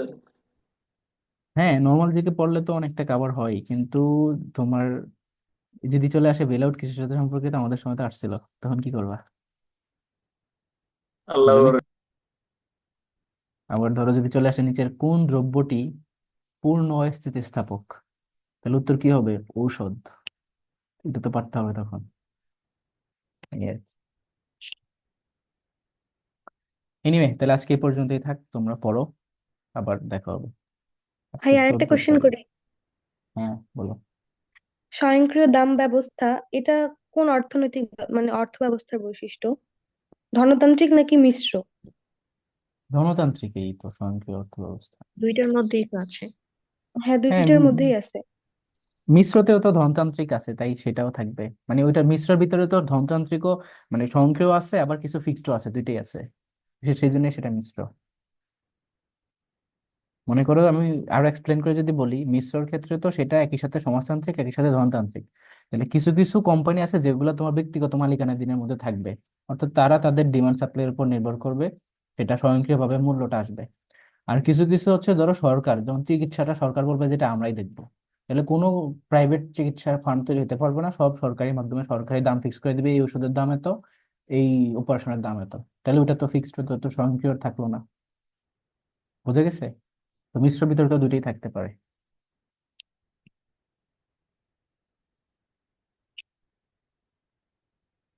Anything else? আজকে তোমাদের উপস্থিতি অনেক কম, মাত্র 12 জন, আমাকে নিয়ে 12 জন, তাহলে তোমরা 11 জন। গ্রুপে তো আরো অনেকেই আছে, ক্লাস করে না কেন এরা? যেও ক্লাস, তো ফাঁকিবাজি করলে হবে না, ধরা খেয়ে যাবে অনেকেই। এই যে তোমাদের এই যে মুখগুলা দেখতেছো না এখানে, দেখবে এরাই জাহাঙ্গীরনগরে চান্স পায়, বাকিরা কিন্তু পায় না। কারণ তুমি একটা আমিন হচ্ছে আমিন। একটা হচ্ছে যে অ্যাক্টিভ মেথডে পড়া, আর একটা হচ্ছে তোমার পেসিভ মেথডে পড়া। অ্যাক্টিভ মেথডটা কি? তুমি পড়তেছো, ক্লাস করতেছো, দেখতেছো, শুনতেছো, এই জিনিসটা তোমাকে যেহেতু হেল্প করবে। কিন্তু তুমি নিজে নিজে ভাববা যে আমি ঠান্ডা মাথায় এসব পড়বো প্যাসিভ ওয়েতে, আমি আমার ভিডিও দেখবা, আমার সাথে কনভার্সেশনে থাকবা না, তখন কিন্তু তোমার ওই কনসেন্ট্রেশন আসবে না, বা অ্যাপ্লাইড ফর্মেটটা আসবে না। তো যেহেতু তো ডিপ লেভেলে কোশ্চেন আসে, এই যে বিউপিতে গিয়া তোমরা দেখছো না আমি পড়াইছি একই টপিক থেকে কোশ্চেন আসে, তাও তোমরা অনেকগুলো টপিকের অ্যান্সার ঠিকঠাক ভাবে দিতে পারো নাই। হয়েছে না তোমাদের সাথে এরকম, যে কমন টপিক তাও পারো নাই দাগাইতে? তো কেন হয়েছে এটা? কারণ তোমার অ্যাক্টিভ রিকলের প্রবলেম হয়েছে, কনফিউজ হয়ে গেছো। তো এটা হওয়া যাবে না, টপিক থাকতে হবে। আর ইন্টারেক্টিভ পড়াশোনা হলে ভালো হয়। আমি পারলে তো বোর্ডে কিনে ফেলতাম, কিন্তু বোর্ড থেকে আর দেখি যে এই জুমের এটা ইন্টারাকশন আরো ভালো হয়।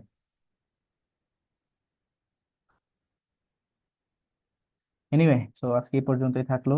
পড়ো তোমরা, আমি এই যে ক্লাসটা হয়তো, মানে শুরুর দিকের কয়েকটা ক্লাস তো তোমার ওইখানে ইয়ে ছিল, ম্যাথের একটা, তারপরে আইকিউর একটা, আর আজকের জিকে এটা, আবার হয়তো বাংলা ইংলিশের একটা একটা, এই 5টা ক্লাস আমি ইউটিউবে পাবলিশ করবো, ওইখান থেকে ভিডিও দিব। আর বাকি সব হচ্ছে ভিডিও আকারে, MP4 আকারে যাবে, এগুলো ইউটিউবে পাবলিশ হবে না পরের গুলো। তবে একটু লেকচার মার্কেটিং। শিট গুলো কি একসাথে দিলে ভালো না?